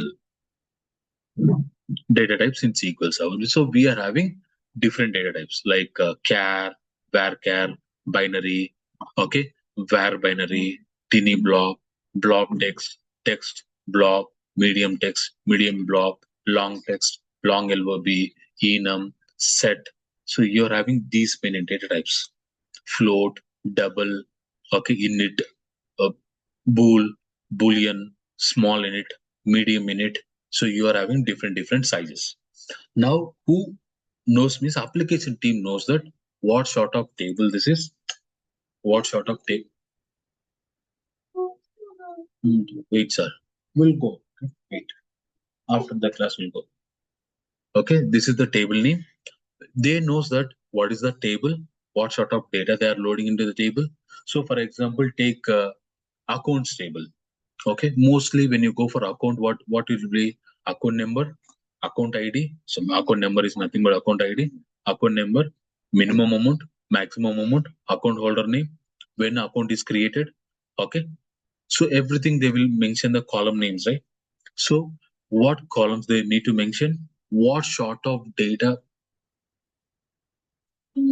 what columns they want to do mentioning, what data type they know as everyone, sir. We don't know exactly. Okay, what sort of data they are loading, what sort of columns they are loading, what sort of data type they placed. We exactly don't know, because until unless you start deep diving about the database structure, we completely unaware of the concept. So as a table is a primary object, so technically you should call it as a objects. Tables, views, store bar, function, triggers, assemble, materialize views. These are all we will call it as objects. If you are learning any database management system, this is the common objects, sir, you will see. Okay. Out of all the database management system, table is a primary object. Table is a primary object. So table only storing the data, basically. Your physical data, where your physical data is storing in the table. Okay, in that over the table your data is storing. So first what you will do, you will create a table. So once you create a table with your required structure, required data types, everything, required structure, required data type, okay, required structure, required data type, then on top of the table you will create the views, you will create the materialized views, you will create the indexes, you will create the stored box, you will create the functions, you will create the triggers, you will create the cursors, you will create the sequences. Okay, majority of the stuff you will do. So table is our primary object. In entire all the database management system, table is primary. On top of that, you are going to create multiple objects. It can be views, stored functions, triggers, all the stuff. Okay, so when you are going to create any object, create is the command. But when you are creating a table, it need to maintain a structure. How many columns, what are the data types, what is the size of the data type, all are very important. So in general, at least we should know integer. INT stands for integer, means numeric. This column will store numeric data. Will store numeric data, integer. Char means character. ABCD, sir. Characters. Okay, char means characters. Char is a fixed length data type. Okay. Varchar. Varchar is a variable length data type. Variable length data type. Not sure many of the experienced people also are unaware of these concepts. Char is a fixed length data type. Varchar is a variable length data type. What do you mean by sir? Integer is also fixed length data type. Integer is a fixed length data type. Char is a fixed length data type. Okay. What do you mean by fixed length data type, Subbu? if someone is asking, what do you mean by fixed length? Means, for example, char, okay, 15. Okay, char 15, for example, sir. Okay, char 15 means I can load 15 characters in this column. I can load only 15 characters in this column. Beyond that, no, it won't allow. Beyond that, it won't allow, sir. Only 15 characters it will allow. For example, my name is Fred. How many characters? For example, this is there is no first name, last name, middle name, surname. Just Fred is the name. Okay, it's name. Now, how many characters? 1, 2, 3, 4. Only 4 characters. When I'm loading Fred data into the table, okay, his name I just loaded Fred. Only 4. Only 4 characters. Out of 15, there are 4 characters you loaded. 11 characters are 11 character space is free. It won't release that space, sir. It won't release the space. It will hold the space. So that is nothing but a fixed length data type. Whatever the data you are loading, okay, if that is 15 to 15 characters, okay. Sometimes the character is little smaller, medium, 15 characters. That time unnecessarily you are wasting the space of the table. Unnecessarily you are wasting the space of the disk. So majority of the time we won't go for the fixed length data types because it will waste our storage. But it is wasting our storage, but it is improving the performance. Fixed length data types are improve the performance, but wasting the storage. If I go for deeper in the performance tuning, if I start deeply performance tuning, fixed length data types are good when you compare with the variable length data types. Okay, I hope you are getting my point. What is fixed length data type? Means whatever the data you are loading into the table, if it is 15 characters, okay, well and good, sir. If my name is just 4 characters, what about 11 characters? It won't release the space. It will hold the space. Of course, it is a byte only. But why I need to waste 1 byte? See, I am having only 1 record with 4 bytes. Okay, I can accept, sir. How in this table I'm having 10 billion records. Out of 10 billion records, 5 billion records data is of 4 characters only. Now tell me how massive size you are wasting. Okay, so majority of the time, what is my data loading into the file is very important. So to avoid the space issue, we are going for varchar. Varchar is a non-fixed length data type. Means, for example, you are going for 255 characters. Varchar 255. I am loading only 4 characters, so it will consume only 4 character space. Rest 251 character space will be released. Means it won't consume. It won't consume.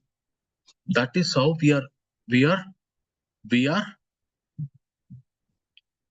making the disk space usage. Basically, this much you need to go, sir, if you are going for capacity planning. Okay, simply a majority of the experienced people ask the capacity plannings.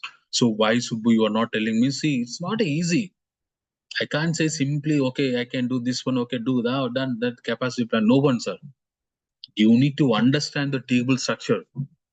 What is the table? How many columns are there? What is the data types? Whether it is a fixed length data type, whether it is a non-fixed length data type. Then I need to go and see what data they are loading. Okay, it is a non-fixed length data type. What sort of data they are loading? For example, they are loading here 15 characters, here 250 characters, here again 10 characters, here 150 characters, here 20 characters, here 2 characters, 4 characters. In this column, they are loading different data. Now, if I start the capacity planning, then again the big challenge for me. Correct? Yes or no? Agree? Not agree? If I go for table level. Yes. Now I'm having 250 tables on my database. Now you need to go for 250 tables, 250 data types. I don't know how many columns on each table. I don't know how much columns on each table. And I don't know which table is massively using by application team. I don't know how much table size and each table size how much. And what is the data types? See, lot. Okay. lot. Okay, so that's what I told you, right? Slowly, you need to understand, sir. So when you are going to create a table, you need to verify what columns are there and what the data types. Okay, so integer is fixed in the data type, char is a fixed in the data type, varchar is not a fixed in the data type, and date is a fixed in the data type, date is a fixed in the data type, and there will be double. Okay, for example, you are loading like decimals. Okay, like 250.10.00, 110.00. So you can go for float, you can go for double, you can go for float, you can go for double. For example, I'm loading images, I can go for the text, I can go for the LOB data type, large binary objects. So what data they are loading? Definitely your application team will create the structure accordingly. Whenever you see the create table, okay, I am running a script that is creating a table structure. That is how you should understand. That's it, sir. When you are going for deep dive, you can understand all this one. Otherwise, no need. Just understand. Okay, someone is creating a table. So if I provide this script to you, then Anusha can understand. Okay, Subbu provided me script to create a table. What table he is creating? Persons table. That's it. Got it? No? Yes? Everyone? Yeah, Subbu. Understood. Subbu, one more thing. Can I ask here or maybe later? It's a high level. No, sir. It's already overloading to everyone. Go. No. Just want to difference from the and varchar or varchar. Basically, the little bit confused I have. Nothing, sir. Nothing. N, var, char. So, what is your majority of the people from India, right? Okay. What is your PAN card number? A, L, G, 921. Correct? Yes. Yes, Subbu.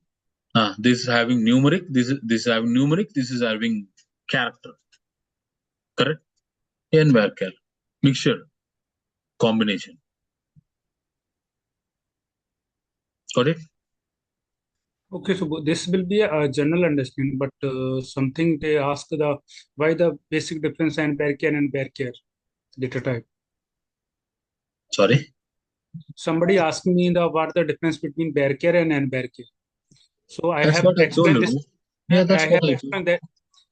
That's why I explained same way, but they said no, this is not a difference as per the Microsoft document. See, basically, if I go for that much deeper, okay, see what sort of data they are loading. See, we can't say that I'm not a developer. These are the basic things we should aware. See, for example, you are loading a data. You are loading some mixture data like ALG 1, 2, like this your data. When you are performing a select statement, that's what, sir. Okay, let it be. I'm not going that much deeper. Okay, see, if I go for from where, I'm using a predicate here. Okay, for example, last name. No.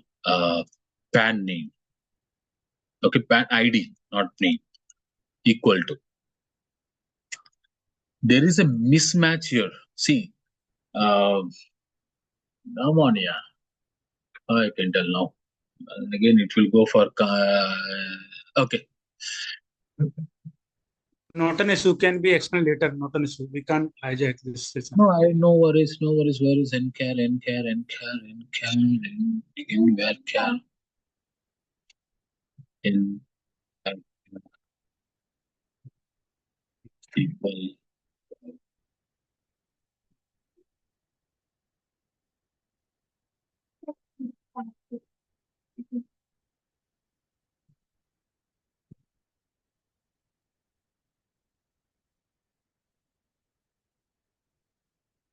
Okay, see, if I go for NCAR, NVARCAR, okay, what Microsoft is saying, if I look into the from Microsoft point of view, not from traditional point of view, see the character data type that is either fixed size, okay, or variable size. Okay, either fixed size or variable size. Nchar, okay, scroll down. The fixed size data type, yeah, fixed size data type and define the string is variable. Oh, let me go. I need to go deeply then. Okay, I will talk separately, sir. Couple of things I need to talk separately, like when I'm talking union, unional, merge. Let me remind me once, okay? I will talk this one. It will pile up, okay? Majority of the people. Okay, data types are very important, sir. As I told you, right? When you are creating a table, data types are very important. Columns are very important, especially. So we are having majority of the time all the database management system will follow almost similar data types only, sir. Okay, here and there small changes. Like if you are learning a SQL language, majority of the SQL language will falls under same only. So if I wanted to create a table, I can create the table. See, I can create the table. Create table name and name. Now, if I want to see the data, I can select star from person table. Okay, select star from person table. I can read the data, but currently there is no data. See, when I go to the SQL language, okay, DQL, okay, DQL or DRL. Majority of people will call it a DRL, so data retrieval language. Reading, only select statement. Select is more powerful, sir, to understand. There are a lot of things select, okay. Dedicatedly we need to see, dedicatedly we need to spend a time on select statement, because there are lots of things you can do in the select statement, like select, where, okay, group by, order by, okay, order by, having, okay, and order by is that right? Yeah, where, group by, order by, from class. So there is a, technically we'll call it as a classes. From class, where class, group by class, order by class, having class. We should understand this complete hierarchical level pattern. See, majority of the people, that's what. If you wanted to become somewhat stronger in the performance tuning, first you should understand the SQL. We don't want learn SQL, sir. We want performance tuning. How you will get it? I hope you are getting my point, everyone. Especially for SQL experience folks. Yes, Subbu. First, Right. you should understand the SQL. Then you can go for performance tuning. We are not going for that one. We are simply going for performance tuning. First, you should understand how the flow of this hierarchy. What will execute first? What will execute next? What will execute next? What will execute next? What will execute this? And what is this where class? What is this grouping? What is this order by? What is this having? What exactly they are doing? And what is the flow of execution? These are all very important, right? Simply if I am telling, okay, Subbu is saying that, okay, oh, create means creating a table. Okay, creating a table. View means creating a view. Stored block means creating a stored block. And when we go for performance tuning here and there, couple of things we'll discuss and we'll tell that, okay, performance tuning is done. But how you will become strong, sir, in the performance tuning is start from the scratch. First, you should understand the SQL. I'm not going, you need to develop the SQL, develop something. Just understand the hierarchies. What are the things I can do in the SQL?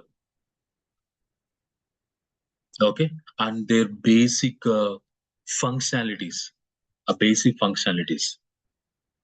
See, if you are becoming somewhat stronger in these commands, okay, like create means creating the structure. Now, if I wanted to drop it, I can drop it. Okay, see, I can drop table name, drop view name. I can drop the table. Done. If I perform again select statement, no, invalid object name, because you don't have table. You don't have table. Just now you deleted the table. Drop is nothing but deleting completely. Now, if I wanted to create once again, you can go and use once again the create statement. Now I wanted to load the data. I want to load the data is nothing but insert. See, insert. If I wanted to load the data, I can insert it. If I wanted to update, I can update. If I want to delete, I can delete. So insert, update, delete are the most popular commands you need to remember. So for example, insert. Where is insert?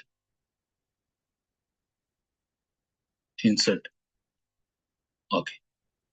So insert. If you want to insert something, you can go for the insert. So insert into. So for example, I'm creating a basic table. Okay. Create. Okay. Table name emp and emp id integer comma ename varchar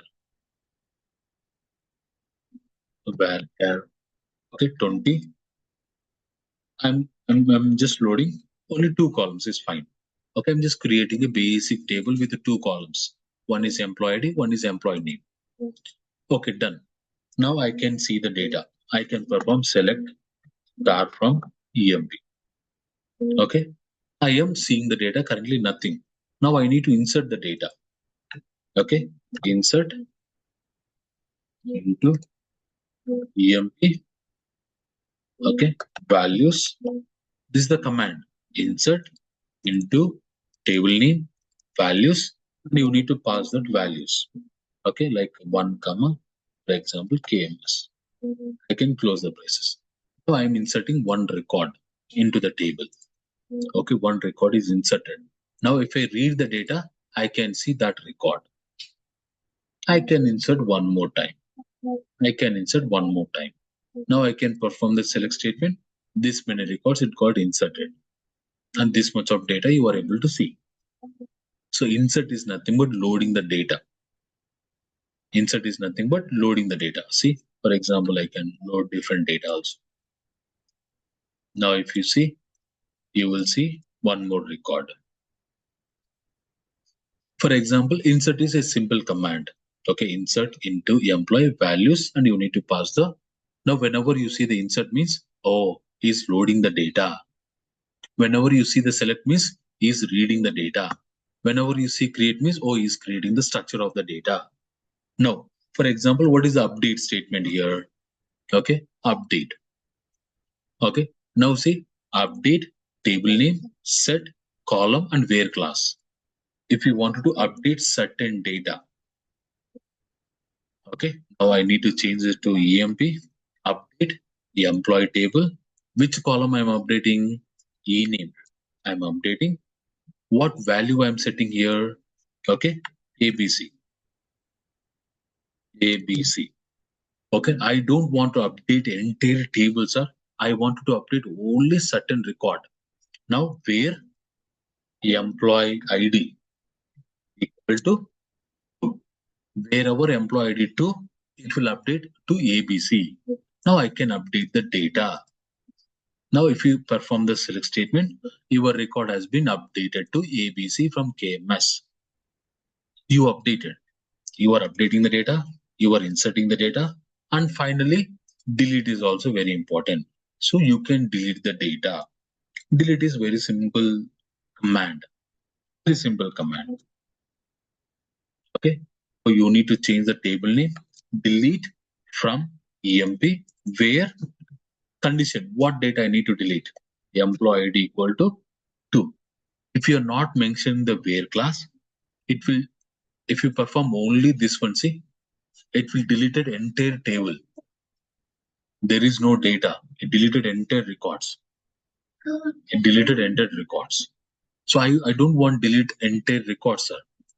I don't want delete entire records. Now I can insert some more data. Only I need to delete only couple of records. Okay, I need to delete only one record. Now you will make where class. I wanted to update only certain records. Only certain records I need to delete. Now definitely where is a condition. Technically we are calling this a predicate.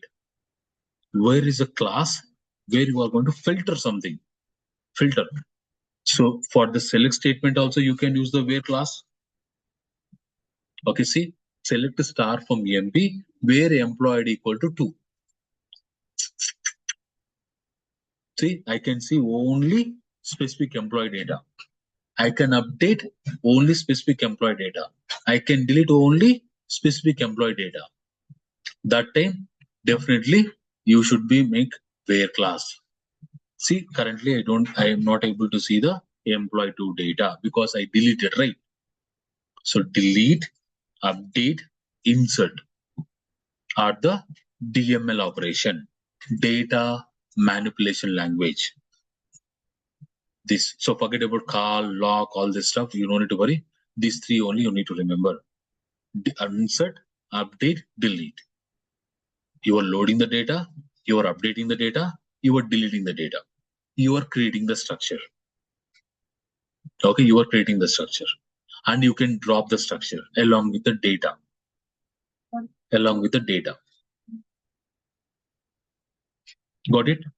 No? Yes, everyone? Are there online people? Yes.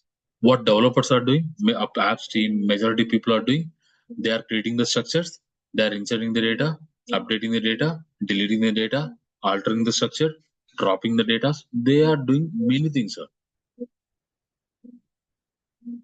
No, what is alter? For example, okay, I can go for here alter W3 school. Alter statement. Where is alter statement here? Okay, alter. Alter. Okay, I want to alter. Means currently I'm having only 2 columns. When I'm going to perform the select statement, I'm able to see only 2 columns. I wanted to add one more column to the existing structure. I can do what? Alter, table, table name.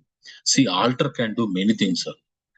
Okay, I'm adding a column called salary, and I'm adding data type called integer. Okay, see, now when I'm performing a select star from EMP, I can see the 3 columns. I can see the 3 columns. One column newly added. Alter can do 4 to 5 activities. I remember. Okay, alter, especially with the table. I am mean to say, especially with the table. Using alter, you can add the column. Using the alter, you can add the column. Using alter, you can remove the column instead of add. You can remove the column. Using alter, you can change the data type. Using alter, you can change the data type size. Data type size. Okay. So these many actions you can do using alter. Okay, especially with the table. Especially with the table, you can add the column, you can remove the column, you can change the data type, you can change the data type size. Okay, much more you can do with the alter. Especially when you go to the table. Especially when you go to the table, you can do much more things. So will I need to remember all this syntax? Means no, sir. Okay, but try to remember. Create means creating the structure. Alter means changing, modifying the structure.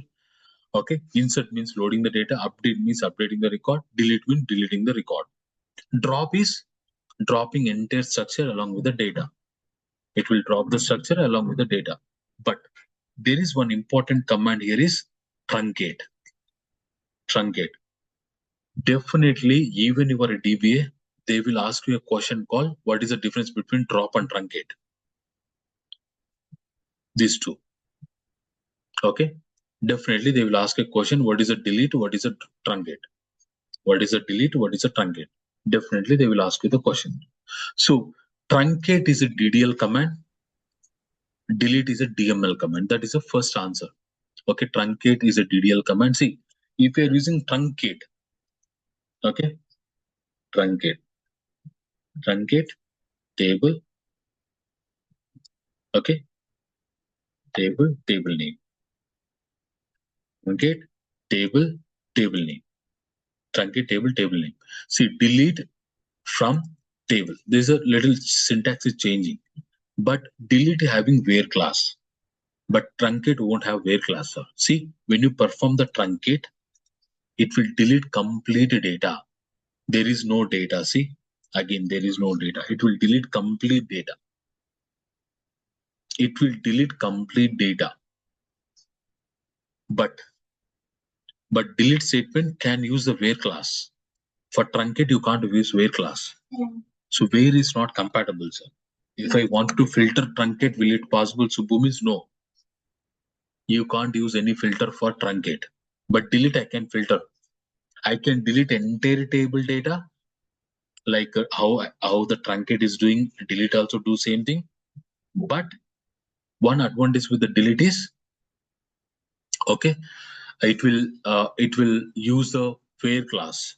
If I wanted to delete a specific set of rows, I can delete it. But that is not possible with the truncate. One is the difference is where class is not compatible. So what is the first thing, sir? Truncate is a DDL command, delete is a DML command. Okay.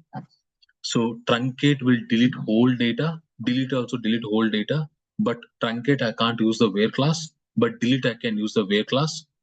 Okay, where class. Now there is a concept called rollback. There is a concept called rollback here. Okay, rollback means whatever the changes I make it, if I wanted to revert the changes, it is not possible for truncate directly. Directly, I can't, it is not possible. Directly. Indirectly, yes, sir.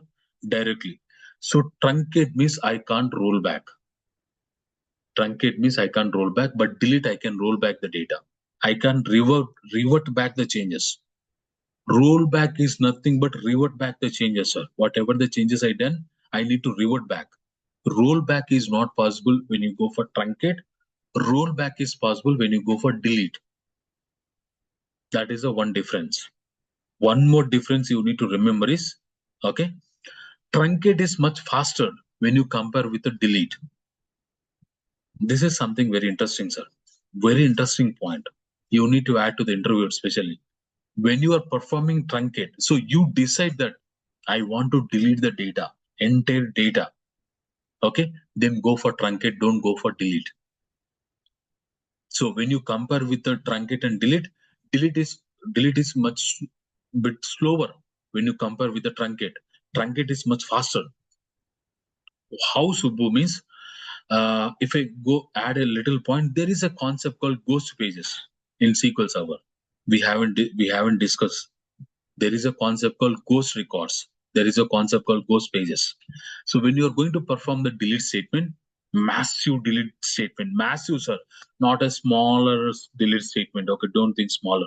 A massive delete statement. There will be a possibility where you can find the ghost records, ghost pages. That concept will come. That time delete is becoming a little worse performance. Okay. But truncate, there is no concept called truncate. It will improve the performance when you are deleting entire massive data. So that is a point you need to remember when you are talking that dormant pages, ghost pages. I will talk about that concept, sir. What are the 5 points I told you? Truncate is a DDL command. Delete is a DML command. Okay, I can delete entire data using truncate. I can also delete entire data using delete. Where condition is not possible in truncate, where condition is possible in a delete statement. And what is the next? Rollback is not possible with the truncate. Rollback is possible with the delete. Truncate will improve the performance, but when you compare with the delete is little slower operation when you compare with the truncate. Got it? Damn sure you need to remember these 5 points. Mandatory, even you are a DBA, definitely they will ask you this question. Okay, what is the difference between delete and truncate? Even you are a DBA. Okay, so make a note on this is very important. So truncate is nothing but deleting entire data. Entire data, it will keep the structure, sir. It won't touch the structure. But drop, it will create data. It will delete the data along with the structure also. Delete won't touch the structure. Truncate won't touch the structure. But drop will definitely touch the structure.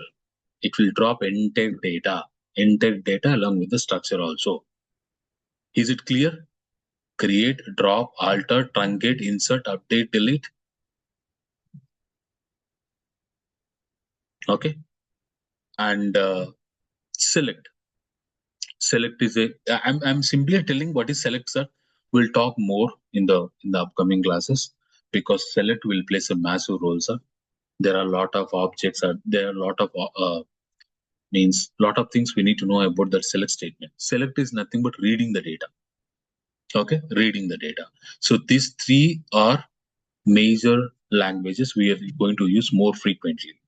Then, in terms of intro point of view, these two also very, very important, sir. Okay, definitely they will ask you this question. What is the commands you will use for TCL? What is the commands you will use for DCL? See, TCL especially for developers. Okay, upstream or that. Commit means permanently you are loading the data into the MDF file. Save point, you know the games, right? Many of the people knows about the games, video games. Okay, every video game there is a concept called save point. There is a concept called save point.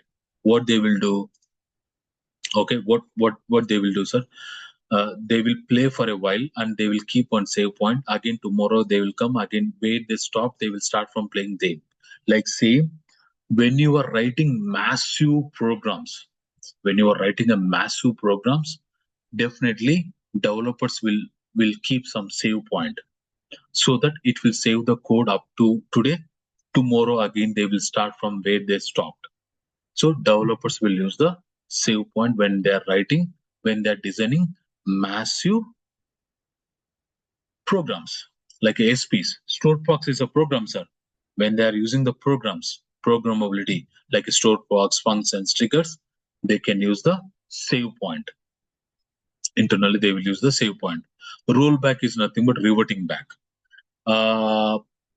Set transactions. This I will talk in the upcoming classes. Set is very important. We'll talk about set parameters separately.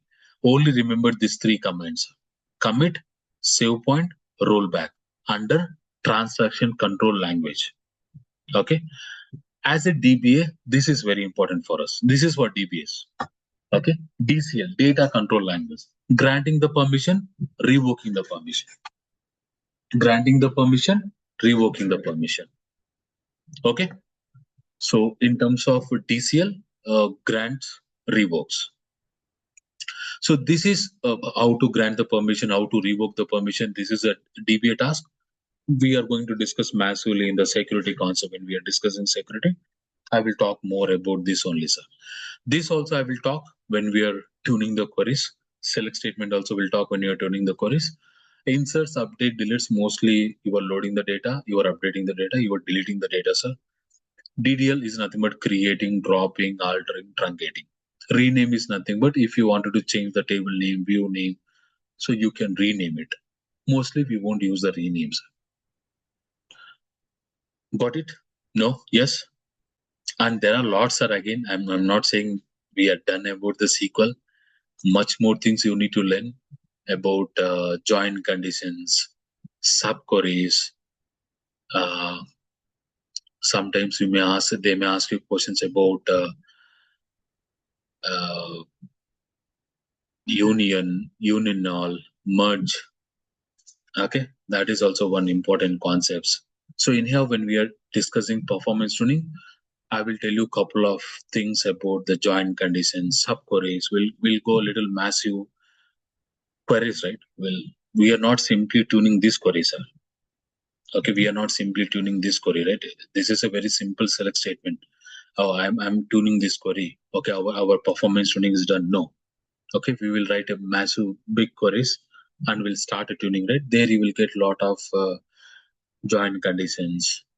Okay, lot of operators. What is this operator? What exactly they are doing? If you are learning that operator, you will also learning the concepts. So these are all the SQL languages. Okay, SQL language, common language everyone must and should know. Now, what is a programmatic language, Subbu? SQL is a query language. Query language. These are all the queries. Technically, you will call it as a queries. Okay, same queries you are placing in between begin, tran, end. In between begin and those technically we are calling as a programmabilities. Okay, so programmabilities. So when you go for programmabilities, you are having stored procs, functions, triggers. Okay, stored procs, functions, triggers. These are all the programmabilities. A massive programs they will design, sir. Not in this database. If I go for this database, see. So again, this is not something you don't know. This is you already know. Stored proc is nothing but collection of queries.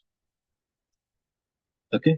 See, in the stored proc, they are using, okay, this is the stored proc, create, procedure name. Okay. They are using one select statement. They are using one more select statement. Okay. They are using one more select statement. Okay. They can use inserts, update, deletes also. Stored procedure is nothing but collection of statements that can be insert, update, delete, select, whatever may be. Okay. It is a collection of statements or grouping together in between begin and end time. Begin and end. Begin and end. See, you are having begin, you are having end. In between, you are going to keep the statements. It can be select statement, it can be insert statement, it can be update statement, it can be delete statement, it can be drop, it can be truncate, whatever, sir. You are keeping a bunch of statement in between begin and end trans. So this you are calling as a T-SQL. In SQL Server, you will call it a T-SQL, transaction language. In the Oracle, you will call it as a PLSQL, programmatic language. In the Oracle, you will call it as a programmatic language. In the SQL Server, you are calling it T-SQL. Same statements, whatever the language you learn, right? Like create, alter, drop, truncate, whatever you are doing, same thing they are going to keep in the begin and end time. Begin and end time. But okay, there is a small difference between stored proc and function, sir. Stored proc may or may not return the value. It may or may not return the value is fine. Whenever you are running the stored proc, so it may or may not return the value. It will return. But when you go for function, it must and should return the value in a layman terms. Okay, function must and should return the value. When you are writing a function, it should return the value. So see, function is returning the value. This value it will return the output. Function must and should return the value, at least one value. But stored proc may or may not return the value. If you wanted to return the value, you can add a return. Otherwise, no need, sir. You are passing a parameters. Oh, this is the parameter you are passing. This is the parameter you are passing. But function, you must and should return the value along with the parameter. You are passing some parameter, it is returning one parameter. So if someone is asking what is the stored proc, what is the function?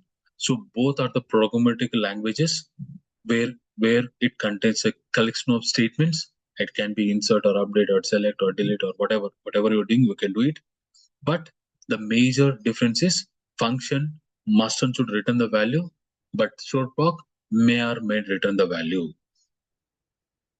May or may not return the value. It may or may not return the value is fine, but function must and should return the value.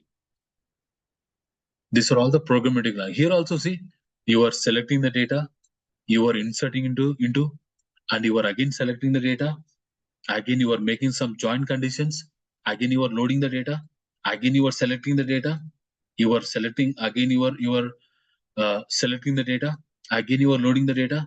Again, you are selecting the data. Again, you are loading the data. Selecting, loading, selecting, loading. So bunch of select statements, bunch of insert statements, bunch of update, bunch of deletes, massively. You will see whenever you go for store proc functions. But majority of the time, functions will use for calculation purpose. So for example, you want to do some calculations, arithmetic math, like this, we'll go for functions. Basically, data loads, all the stuff will happen via stored procs. Stored procs, we won't use that much calculation purpose. Majority of the time, functions will go for calculation purpose. Got it? Same, whatever you learn the language, whatever you learn the SQL language, these commands only you are going to place in the stored proc functions. Now, what is a trigger, Subbu? Then, if I ask a question, what is a trigger? Triggers means trigger is event, sir. For example, over the Saturday, Sunday, I don't want to perform any inserts. Over the Saturday, Sunday, I don't want to perform any inserts, any updates, any delete, any modification. I don't want to do any modifications over the weekend. Then I can set the trigger. Okay. So if you are setting the trigger and assume that is a Saturday and you are performing any one of this operation on so-and-so table, it will trigger first a pop-up. It will trigger a pop-up. Hey, you can't do. Because it's a Saturday, Sunday, you can't do certain operations. Because you trigger a trigger. You created a trigger. The trigger is event. It will fights automatically whenever you are doing certain operations. It can be insert, update, delete, whatever the events you wanted to trigger, you can keep everything in the trigger. Then triggers will trigger and you will get a pop-up kind of stuff.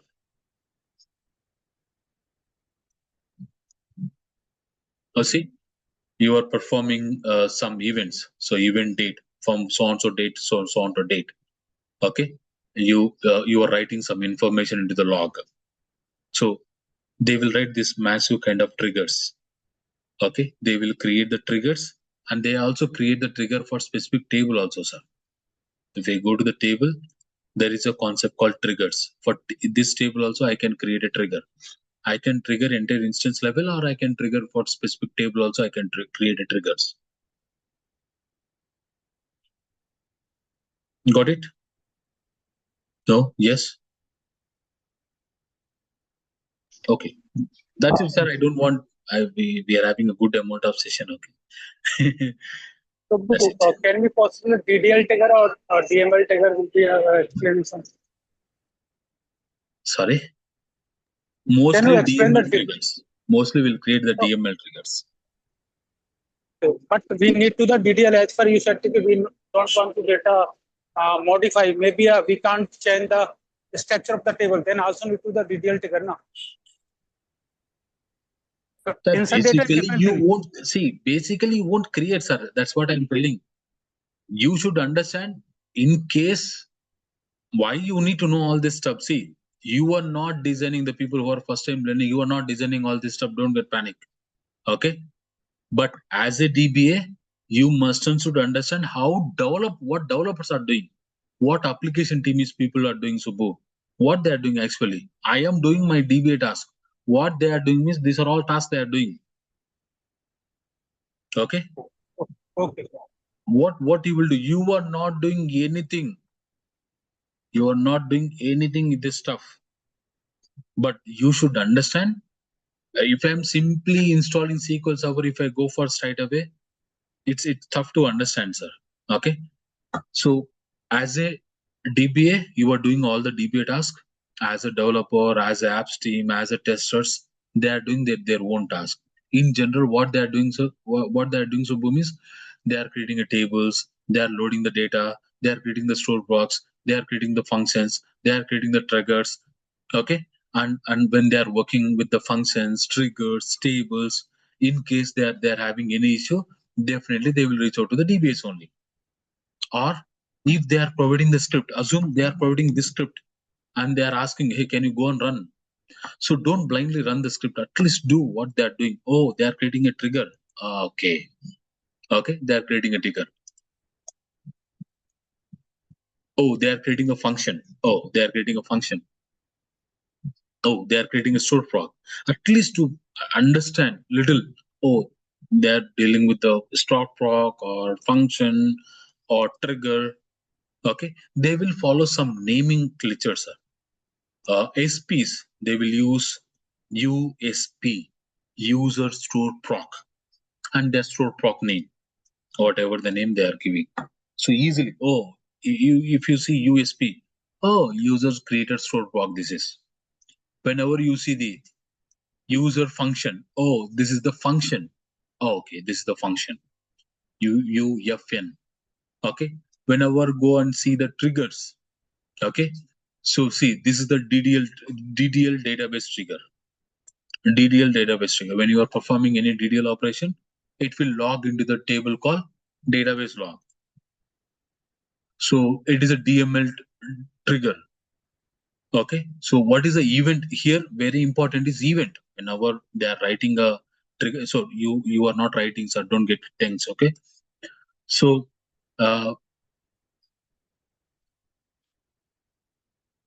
when they are doing DML, like they will mention the event equal to insert, update, delete.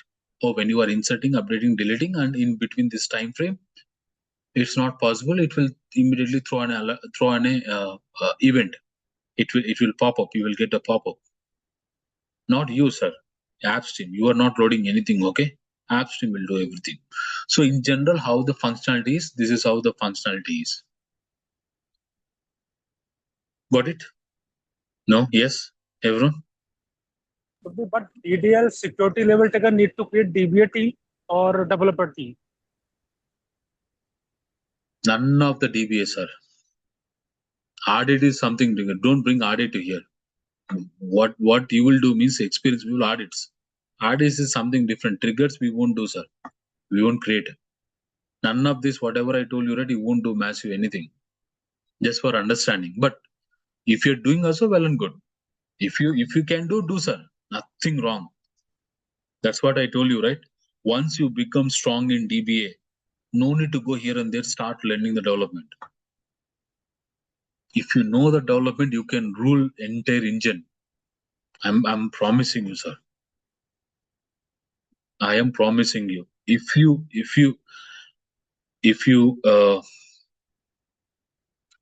know the DBA good stuff, start learning only the select statement. You can rule the world. Only the select statement. Okay, you can rule the world. Select is not that easy, sir. Majority of people are telling select is easy. Select is not that much easy.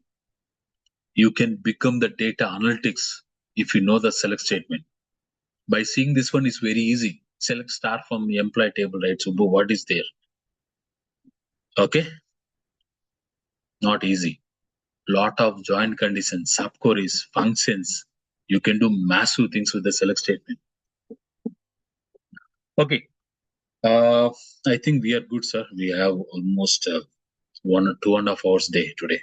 So I'm stopping. Over to you, sir. Any questions? Subbu, I have one doubt. Yes. Is there any difference between jobs and trigger? Is both are same or? No, sir. No, sir. No. Job is something like a kind of activity. If you wanted to, so for example, I wanted to run so and so time, so and so thing, then I can go on for do for the job. Okay. But if I wanted to set any event, okay, like any operations in the background for specific thing, then I can go and trigger it. Trigger is little different. Jobs are quite different, sir. See, same thing you can do in the jobs also. You can write your own customized script. You can place it. Okay. See, I don't want to create a trigger, but I can customize, right? If you're good at coding, I can do same thing, customize. I can do it. I can create my own job also. But trigger is like a kind of event. If it will trigger whenever that event is happening on specific data. But job is something different, sir. You don't bring both into one picture. Job is kind of automation, kind of like a kind of alarm. Okay, if you set for alarm, right? I need to wake up at morning 3 o'clock. You set one alarm. At 3 o'clock, it will try to wake up. Like you are doing certain things with the jobs, not only traditional. You are doing many things.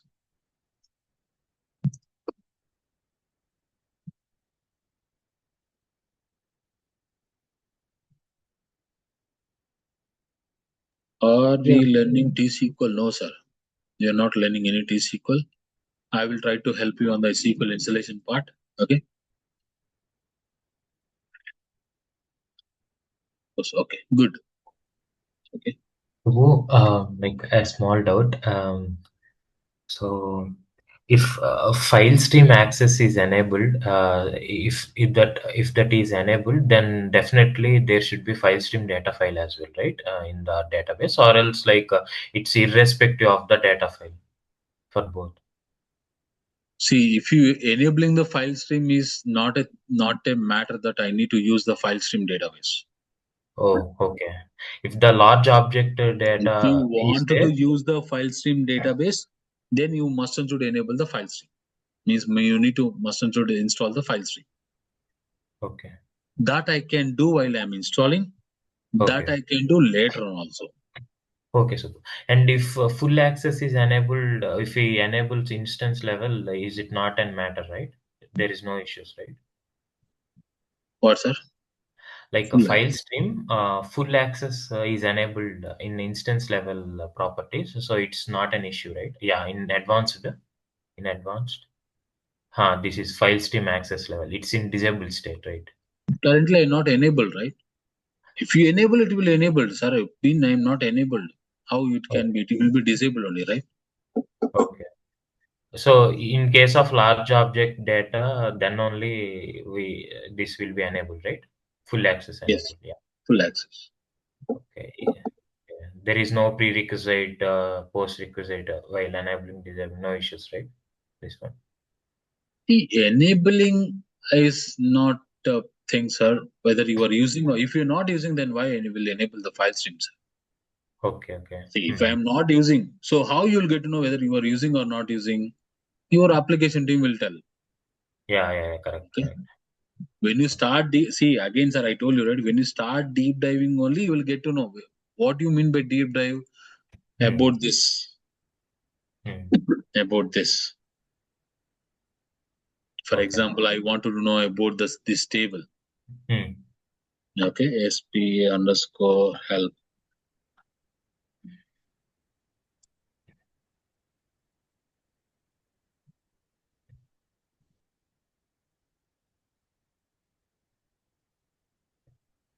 Okay. Now I will get to know complete information about my table. Okay. How many columns are there? This many columns are there. And what are the data types? These are the data types. So one is the integer, nchar, small init, integer, money, numeric, okay, unique identifier, date, time, and their length. Okay, their length. So what data type they are using? LOBs they are using anything, and what sort of data they are using over the LOB. Whether really it is impacting, then definitely will come up. Until unless you see the structure of the table, no one can judge. Okay. Yeah, thanks, Subbu. We need to look about the table structure, sir. Okay. See, performance tuning is like a ocean. Okay, it's like a ocean. So, if anyone is promising that I will try, means don't trust her. Okay, it's like ocean. Under the ocean, how many cups of water you are drinking is very important. Okay, can you drink entire ocean in overall your journey? No, somewhere it is lacking us. Okay, means you need to experience her actually. See, not getting super means you need to experience the scenario. How, see, today you got this query and you are experiencing a different issue. Tomorrow you got one more issue. You are experiencing. When you start looking different varieties of queries, different varieties of designed queries, then you will start automatically learning. That is what learning is. Blindly, if I go to some of the recordings, or Subbu is saying something, or someone is saying something, you never learn. You need to experience that. Cracking interview is something different, working is something different, and implementing is something different, sir. Okay, first thing, the people who are starting the journey, your main focus is to crack the interview. That is the main focus. Okay, first you need to crack the interview. Next, your focus is how I can stable in my project. Next thing, how I can enhance my technical. Okay, don't directly go into the enhancer. When you're not stable first. Okay, you will see. If I learn top, someone ask me, can you provide me top 10 interview questions so I can prepare that one so that I can crack. How you can promise that they will ask only that 10 questions, sir? Will you promise me they will ask only 10 questions? No, we don't know, right? Yes or no? So always don't predict the questions and answers, sir. Always predict the technical concepts. Okay, if you're good at technical, then you can easily answerable. Okay, not okay, everyone? Okay, Subbu. Okay. Okay, Yeah. Subbu. Okay, thank you, sir.